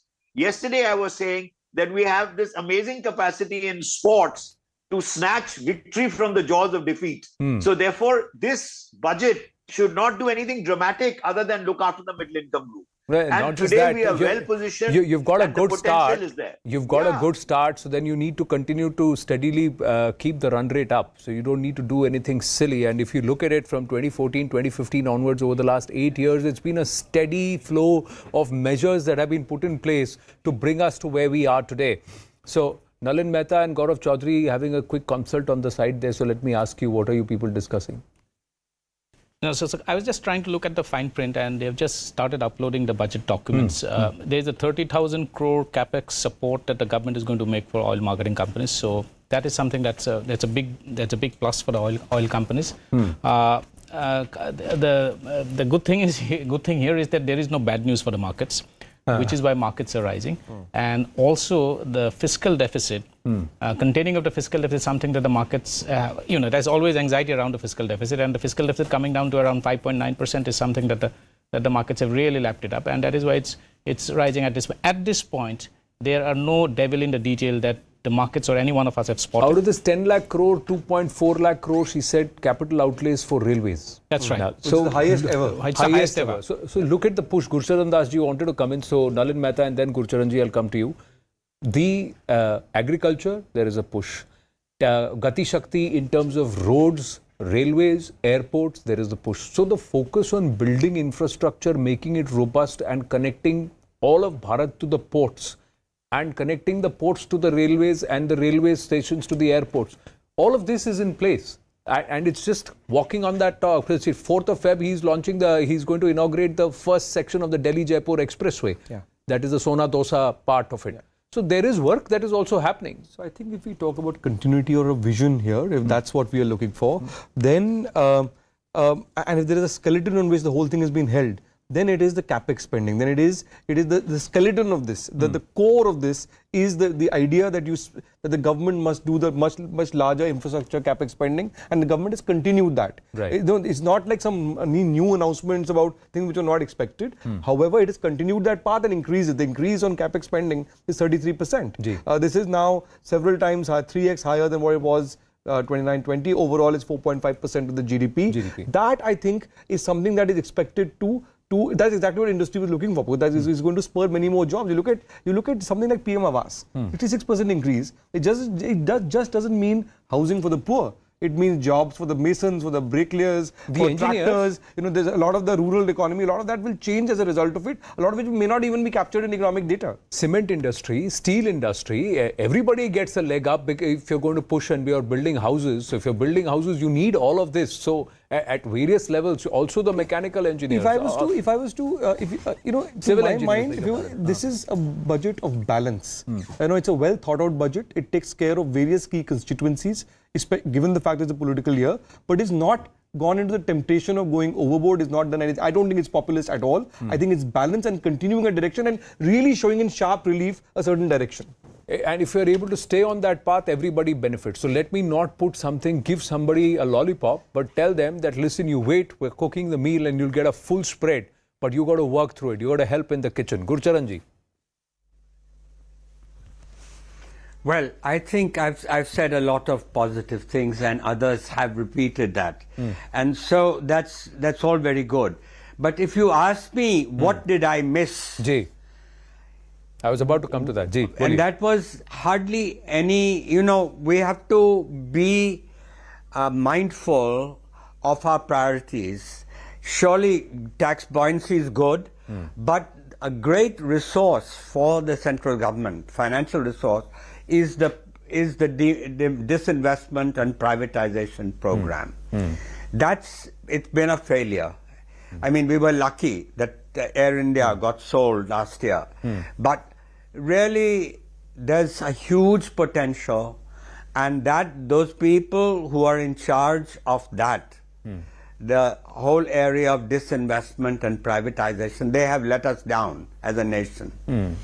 So we need much more focus, that this is not to be forgotten, that if we want to be a modern economy, we have to get rid of a lot of baggage which drags the country down. So you talked about disinvestment, and the budget time is a good time to remind ourselves of this objective. And the objective given is a modest one, but we know they'll miss it. They missed it every year. But this year, this year in terms of... I mean, how can an organization miss its objective every year? But there is an update on that. He's reading the fine print of the budget. So yes, Gaurav. I'll just quote out the figures. The disinvestment last year, the government in the budget had projected that it's going to get around 65,000 crore. As of January 18 to 2023, the government has raked in about 48% of that. And the revised estimate is in the next 2 months, government expects to get about 60,000 crore from disinvestment receipts. This year, that is next year, that is 23-24, government has budgeted for 61,000 crore from disinvestment receipts. But the thing here is that also on nominal GDP growth, and there was a lot of expectation about what's the kind of nominal GDP growth that the government is going to put out in the budget. The budget doesn't put out real GDP growth rates. The economic survey is projected anywhere between 6 to 6.8%, but the nominal GDP growth that the government has put out in this year's budget is about 10.5%. So it's and if you deflate it by the rate of interest, and the real or the inflation adjusted GDP growth rate probably would be middling of around anywhere between 6.5 to 7%, assuming assuming an inflation or a GDP deflator about 4.5%. But on Gurshan Das's point that the disinvestment receipts target may not have been mentioned in the speech, but it is there. So on an average, the government has been raking in about 60 to 65,000 crore, and that's what the middling averages, which the government has estimated for this year as well, 23, So it's there in the fine print. They're short right now, but they're at about 48,000 crore. They hope to get to 60,000 crore. They had looked at about 65,000 crore, but they're middling at an average of about 60,000 crore, and that's the same target that's been put. He set even for 23-24. So Gurcharan Das ji, as you raised, also there is one thing on there was a mention about Narega. Manrega. That Dr. Shashi Tharoor spoke about that. There was no mention about Manrega. The speech does not mention Manrega, but the Manrega budget has actually come down from a revised estimate of 89,400 crore this year. It's been, the budget estimates for next year is 60,000 crore. So that could actually be a sore point politically for the government. So budget estimates are saying 89,000 crore down. No, 89,000 crore. Last year 89,000 crore, and now it's down to about 60,000 crore. 60,000 crore is the outlay for Manrega. Manrega for 23-24. Last year, when the budget was being presented, the target was 73,000 crore. The government will end up spending 89,400 crore. And the estimates for this year, that is 23-24, is 60. So clearly they estimated to spend 70, they spent 89. Now they're estimating to spend 60. So are they going to overshoot it? What's the thought process behind that? We'll try and get everybody's thoughts, but Aishwarya Mahadev of the Congress Party is with us. Aishwarya ji, namaste. So Dr. Shashi Tharoor says jobs. How are you going to create jobs? And the other point he highlighted is, where is the Manrega spending? The budget fine print says Manrega spending is down by about 30,000 crore. 30,000 crore, but last year the estimate was 70, so they brought it down by 60. They ended up overspending. Yeah. That's what. So it's down from... Okay. So Aishwarya Mahadev is not with us. So let's take it amongst ourselves. So Tapti Ghosh, how would you look at it? So overall, doing a quick calculation for income, taking into account 87A up to 10 crores and above, the benefit could be as high as 23,400 rupees to 37 lakh 80,000 and odd. So I mean, that's of course for the very, very high income group levels. There are some smaller aspects in terms of say the high net worth impacting points where surcharge has been brought down. Then there is a standard deduction impact, long-term capital gains deduction restricted to 10 crores. There is a TCS on LRS remittance, which has been increased from 5 to 20. Market-linked debentures taxable as short-term capital gains, and presently LTCG was the treatment that was allowed. Life insurance policies, maturity proceeds will be taxable, and we'll have to watch out to this when I see the fine print. This could be high impact if the total premium of the new policy after 1st April 23 is over 5 lakhs. Some of these will need to be, we have to do a little bit of a deep dive. Apart from that, interest claimed for repayment of housing loan under Section 24. There was a double relief that was available earlier. That's been taken care of. So I guess it's more to take care of a leakage there. But more as we go through the fine print. Right. So next time I'm going to come back, I'm going to ask you, if I'm earning 20 lakh rupees per annum, how much is it that extra that's going to come into my pocket, surcharge and all of that? I'm just saying, because that's where the bench up to 15 lakhs, So 20 to 25 lakhs, 30 lakhs, everybody would be saying that's where senior, middle level management, a lot of people with about 8-10 years experience who are looking at some relief, they're saying, acha, tax to gir gaya, kitna gaya, surcharge kam kiya, kitna aega, how much is it?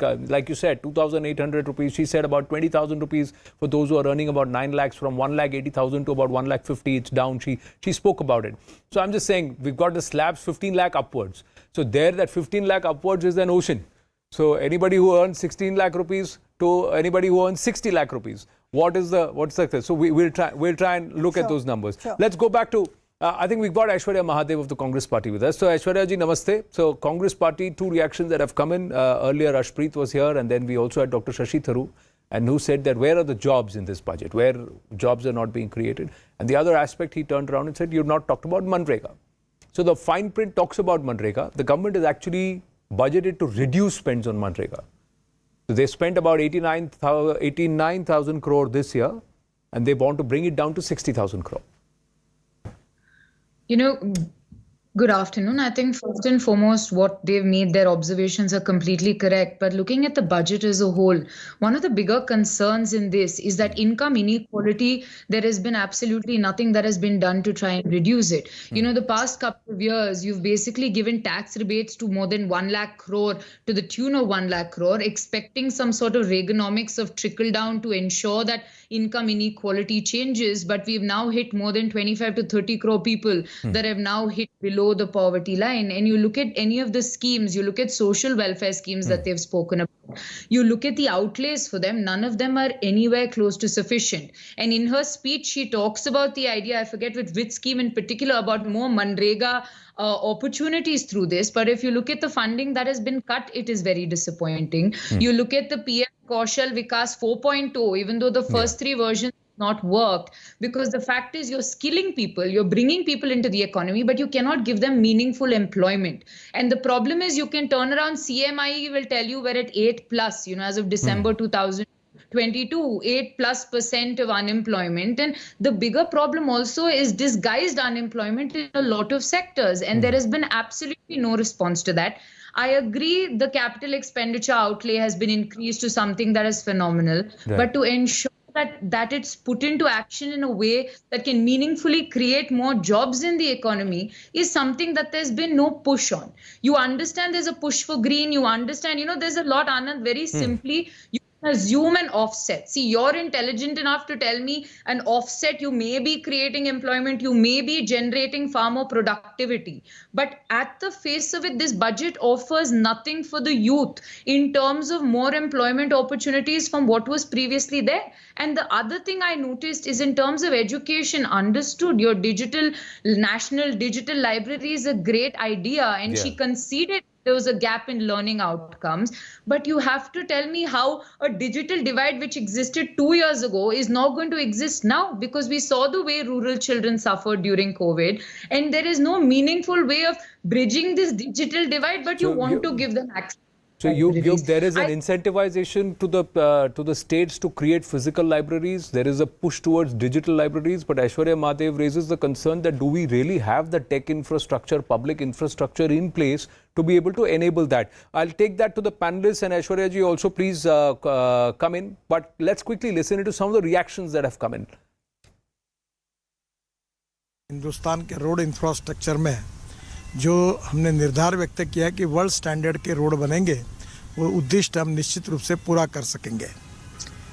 Green energy, green power, हर जगह पर जो green बात के उल्लेख किया गया, वो हमारी इकोलॉजी एंड एनवायरनमेंट को प्रोटेक्ट करने की दृष्टि से एक बहुत बड़ी पहल है।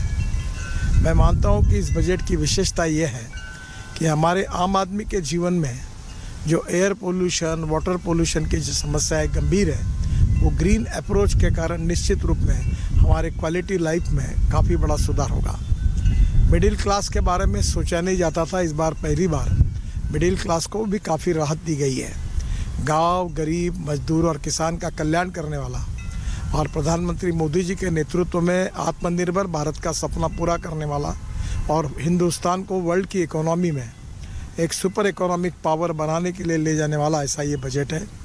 स्क्रैपिंग के लिए जो विशेष रूप से हमारी रिसाइकलिंग इंडस्ट्री थी, उसके बारे में राज्य सरकार और भारत सरकार दोनों जगह अब नई गाड़ी आएगी जिससे प्रदूषण कम होगा और निश्चित रूप से स्क्रैपिंग के कार्य को भी काफ़ी बड़े इससे शुरुआत हो जाएगी। बहुत अच्छा बजट निर्मला जी ने दिया है, मैं उनका बहुत बहुत अभिनंदन करता हूं और ये बजट प्रधानमंत्री मोदी जी के नेतृत्व में हिंदुस्तान को भविष्य में प्रगति और विकास की ओर ले जाएगा, ऐसा विश्वास व्यक्त करता हूं। बहुत बहुत धन्यवाद। नमस्कार। The significant part of the budget was a repetition of the presidential address and the economic survey report. But I am a believer in a low tax regime, so any tax cuts is welcome because giving more money in the hands of the people, in my opinion, is the best way to boost the economy. Issues that are missing are also very Manrega, no mention of Manrega at all. We have severe demand in the rural areas for employment. Unemployment in the country is at a very, very great high. Where has she talked about unemployment at all? Where she talked about inflation and you're giving a better tax rebate, but people are spending more money, whatever the money they save. So we have to see to all of this. Some aspects certainly seem to make Is this a budget which will help us grow? I mean, the economic survey did say 6.5% growth. Is that kind of a budget which gives you confidence? Growth is not enough. We need employment as well. So the problem is, yes, at the moment, I think it looks like they will grow, but even that is still a reduced growth because the first half of the year we grew at 9.7%. So we're now growing at 7%, that means second half of the year is down to below 4.5%. So growth alone is not that high. But even then, I want growth that's linked to jobs.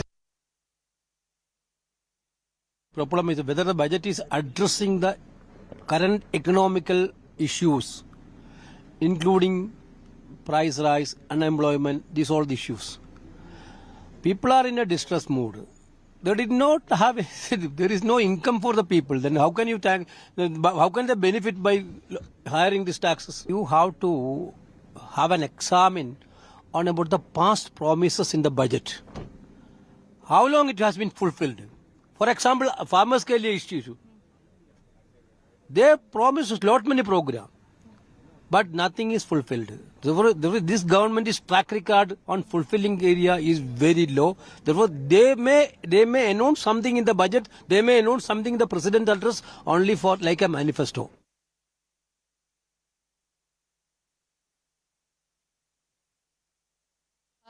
महिला के अपने सामर्थ्य की वजह से राष्ट्र का सामर्थ्य कैसे बढ़ेगा वो सेल्फ हेल्प ग्रुप के अनाउंसमेंट में विशेष रूप से उल्लेखित था। मैं इस बात का भी अभिनंदन करती हूं कि national digital library for children and adolescents, लेकिन मात्र डिजिटल इंफ्रास्ट्रक्चर नहीं, जिला स्तर पर भी हमारे बच्चे पढ़ें और बढ़ें कैसे, इसका विशेष प्रावधान आज के बजट में है। मैं विशेष अभिनंदन वित्त मंत्री जी का देती हूं कि महिला के सम्मान में उन्होंने सेविंग्स के एक नए प्रकल्प को आज राष्ट्र के सम्मुख उजागर किया। नारी शक्ति एक सशक्त राष्ट्र का निर्माण कैसे कर सकती है, उसका प्रतिबिंब आज के बजट में था। 5 से 7 लाख हो गया है मैम। मैं इतना ही कहूंगी। Well, we talk about unemployment. Is it the government's job to create jobs or the government's job to create environment that will enable private sector to create more jobs? The unemployment rate dipping down in December, but at 7%, 7.3%, it is worrisome. And like many are saying, CMI data shows 8%. So we get into that conversation. But first, and I'll bring in Sunil Alagji also. But Sangeeta, Dr. Sangeeta Reddy, Joint Managing Director, Apollo Hospital, and former President FICCI is also with us. Sangeeta ji, namaste. Your first thoughts on the budget? Would you give it a thumbs up or would you give it a average rating, thumbs down, excellent? What's your thought on the budget and why? So clearly this is a good budget. It retains its focus on growth. The infrastructure capital outlay at 10 lakh is going to promote growth and, the jobs, all the other factors that we're talking about. Such an allocation for infrastructure growth has a multi-pronged benefit. So I'm happy to see that. Moving on, I think the entire aspect, one of the angles of the budget, which I found standing out, I think in the year of G20, this budget also looks to present India to the world. I mean, we have become the 5th largest economy. So you see the focus on environment, which is a globally important subject, and also a good focus on equity and women, whether it's the self-help groups or other aspects. So I think there's a global angle to this budget as well. Moving on, the entire thing on skilling, youth, infrastructure, tourism, job creation came in a very subtle and different way, but I believe that's a very important aspect. With 157 nursing schools is a good move. I would have loved to see more for healthcare. But I must say that there is one aspect which has not been called out, but is in the lines, is that the health spending or the allocation at 37,000 crores was the health amount, which is about 1.8%. But the commitment is to go to 2% of the GDP. So there is some slight growth indications.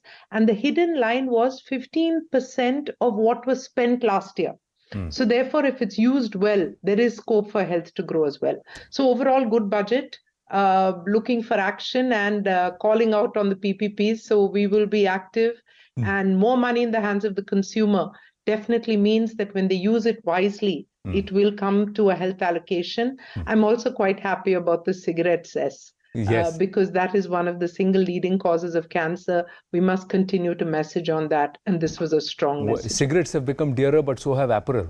So, so there are others who are saying we'll have to spend more for our clothes. You're giving us money, but we're going to take it out of us because the next time we're going to buy something. But Sangeeta ji, let me ask you, and I'll bring in Sunil Alagh ji also together, and we'll take it to everybody else. Does this budget create an appetite for risk, an appetite for entrepreneurship, and will it bring out the animal out of the corporate sector? Some of the industry people in CII were saying the same, that it's time for the corporate sector and the private sector to bring the animal out. So Sangeeta ji first and then Sunil ji. Yes, Sangeeta ji. So I think that a feeling that there's a market buoyancy, that India will be among the fastest growing nations, is going to bring in more foreign direct investment. And with capital available, you will see greater capital outlays from the private sector as well. So I believe this is a good step. And when you see a stable economy and good governance, that's the time when corporate India says, let's go out there and take some risks. I didn't hear anything more on the PLI, which I was expecting at least a few more sectors to be added in. But the aggregation at the grassroots level and the focus on agriculture, the focus on marketing, I think were quite significant. So all these will lead to, an enhanced activity across the corporate level. I'm going to lean on Gaurav Chaudhary to look at PLI in the fine print, even as Sunil Alagh ji makes his point. Yes, Sunil ji. There's been a lot of discussion which the opposition has said about whether she's not mentioned on unemployment, she's not mentioned inflation. See, what you have to understand is that unemployment and inflation are not problems where government can move in and say, we're going to do X, Y, or Z. What are they spending on infrastructure, which means it's going to spend, where are you going to create roads, they're going to give employment. Inflation means there is extra demand and there's less supply. They focused on supply. So therefore, you don't have to mention inflation and unemployment specifically. Everything that they are doing, capex is going up. Therefore, that is in itself going to create the employment. I mean, and there's nothing that one has to say on that front.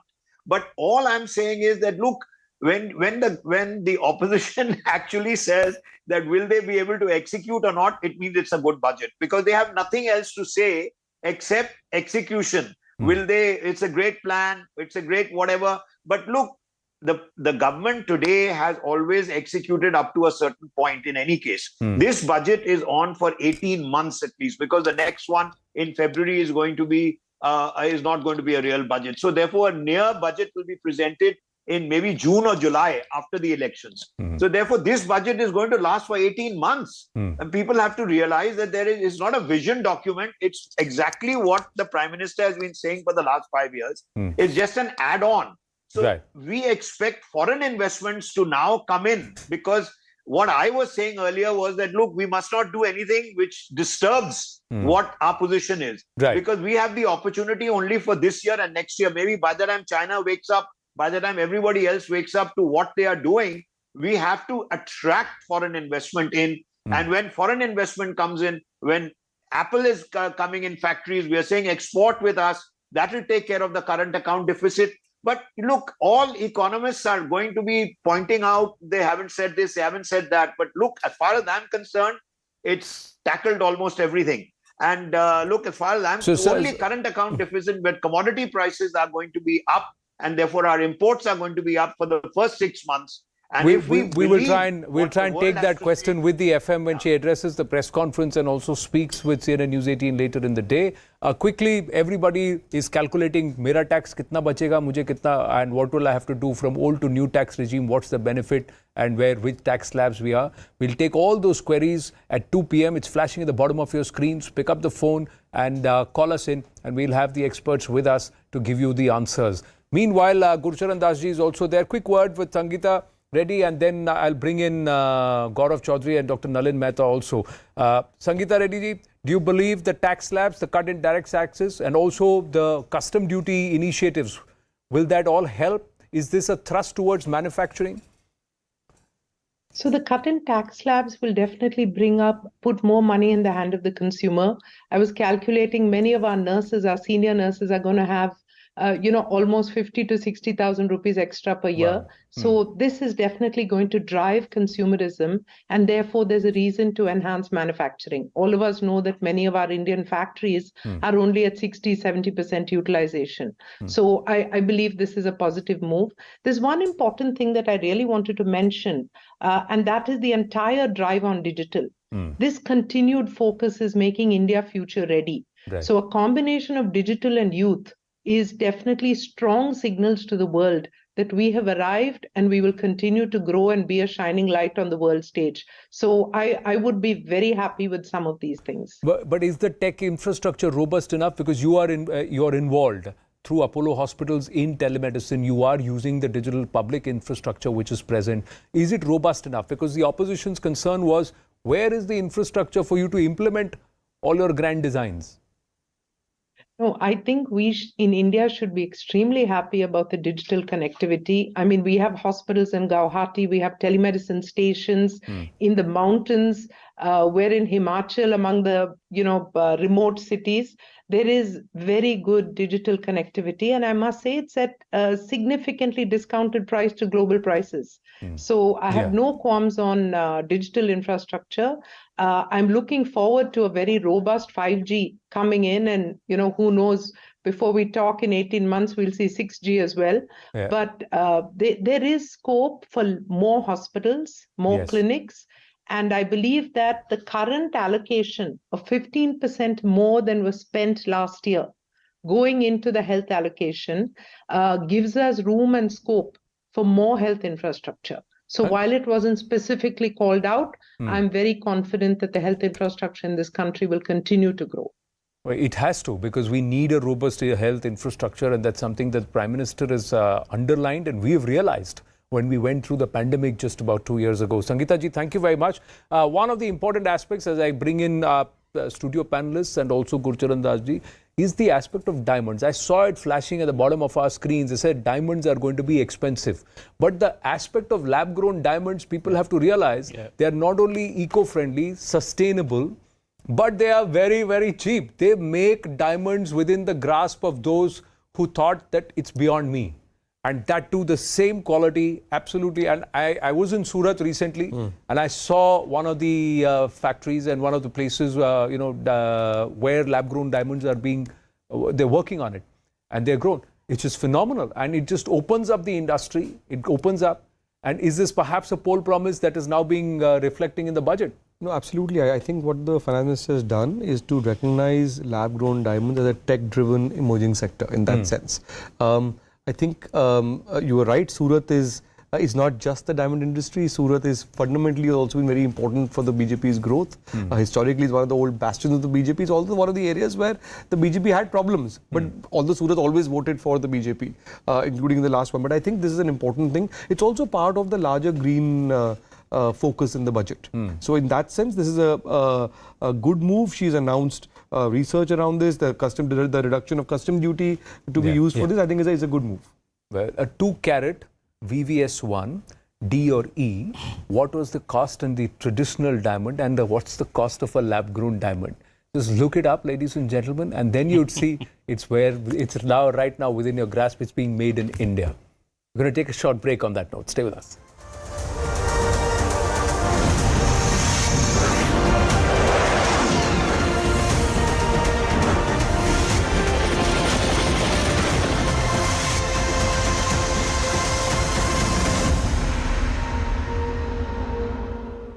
As well.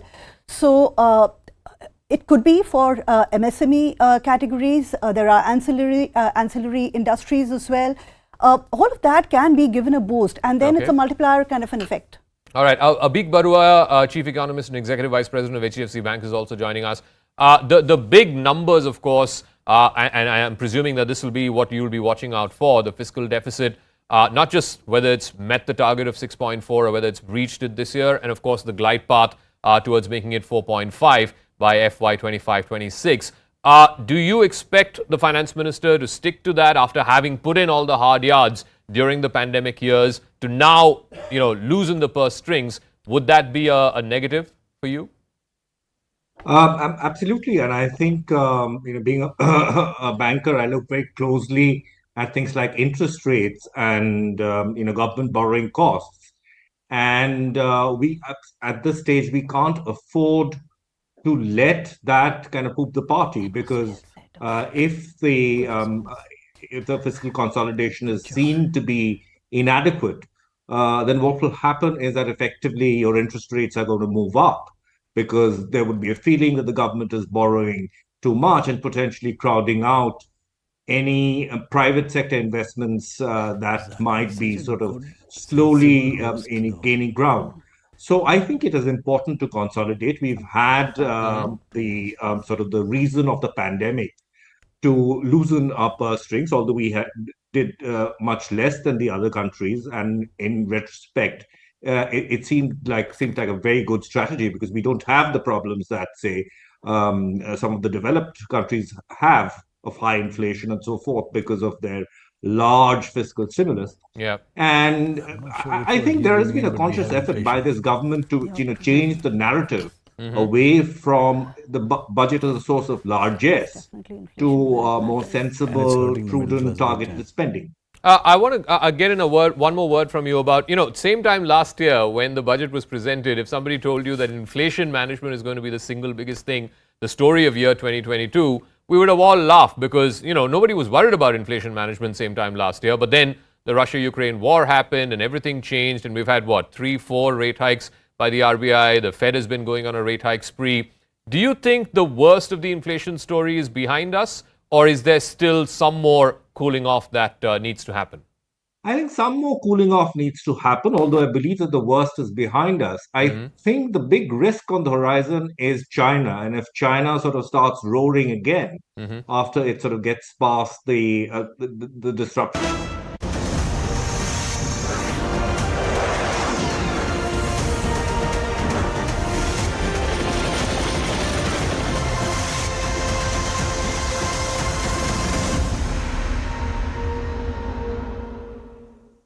Back on, ladies and gentlemen, how do you rate the budget? News18.com is putting up a very, very simple metric there, whether it is good, average, excellent, or you give it a thumbs down and it's very, very poor. You decide how it is, and we'll put out what that poll is. So far, what we've seen is that the Sensex, which had jumped more than 1,000 points, seems to have corrected itself now, and it's up by about 450 points. It's now bearish in its trend. Nifty, which had jumped more than 100 points, is down, has slipped back into, but it's still up by about 79. So now suddenly some bearish trends reflecting there. Gaurav Chaudhary with us in the studio. Gurcharan Das ji is also still with us. Gurcharan Das ji, some of the points that have been raised by the opposition, where when there is no income, what's the point of reducing taxes? Secondly, are these really going to create jobs? Manrega outlays have come down. The government is not spending more on Manrega, so how are they going to create or generate rural employment? One of the things that the finance minister should have pointed out is that there were the rise in Manrega budget or having free food. These were COVID measures. We are now coming out of COVID. This is an 18-month budget, really. And what you're seeing eventually is that we are going to be free of COVID, and that the country has to return to normal. We can't give free food forever. It was an emergency measure. Similarly, Manrega should return to a normal kind of position where the job creation in the rest of the economy, which is growing, will take over. So this would be my one answer. I also want to point out a risk in the budget, which is, of course, I think it's a prudent budget, as I mentioned. It's a growth budget, but a lot depends on the global volatility. In other words, our ability to estimate what's going to happen, to see what's going to happen in the future is partially limited to how the global economy is going to perform.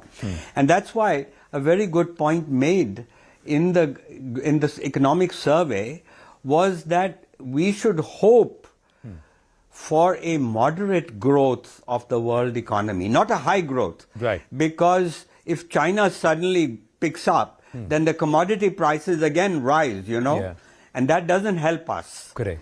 So therefore, we should know that that's a risk, and hopefully, growth will pick up, and the next 12 months, that it will be a moderate kind of growth.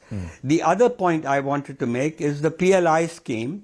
The finance minister didn't talk very much about it, but I'm cautious about PLI. Right. I feel we've got, in countries that do industrial strategy often go wrong, and therefore it is important that we should learn the right lessons as we go along on PLI, because there's a lot of money we are putting forward, and it's the right way. We want to create jobs, we want to create. So we should tweak the PLI scheme in the following manner.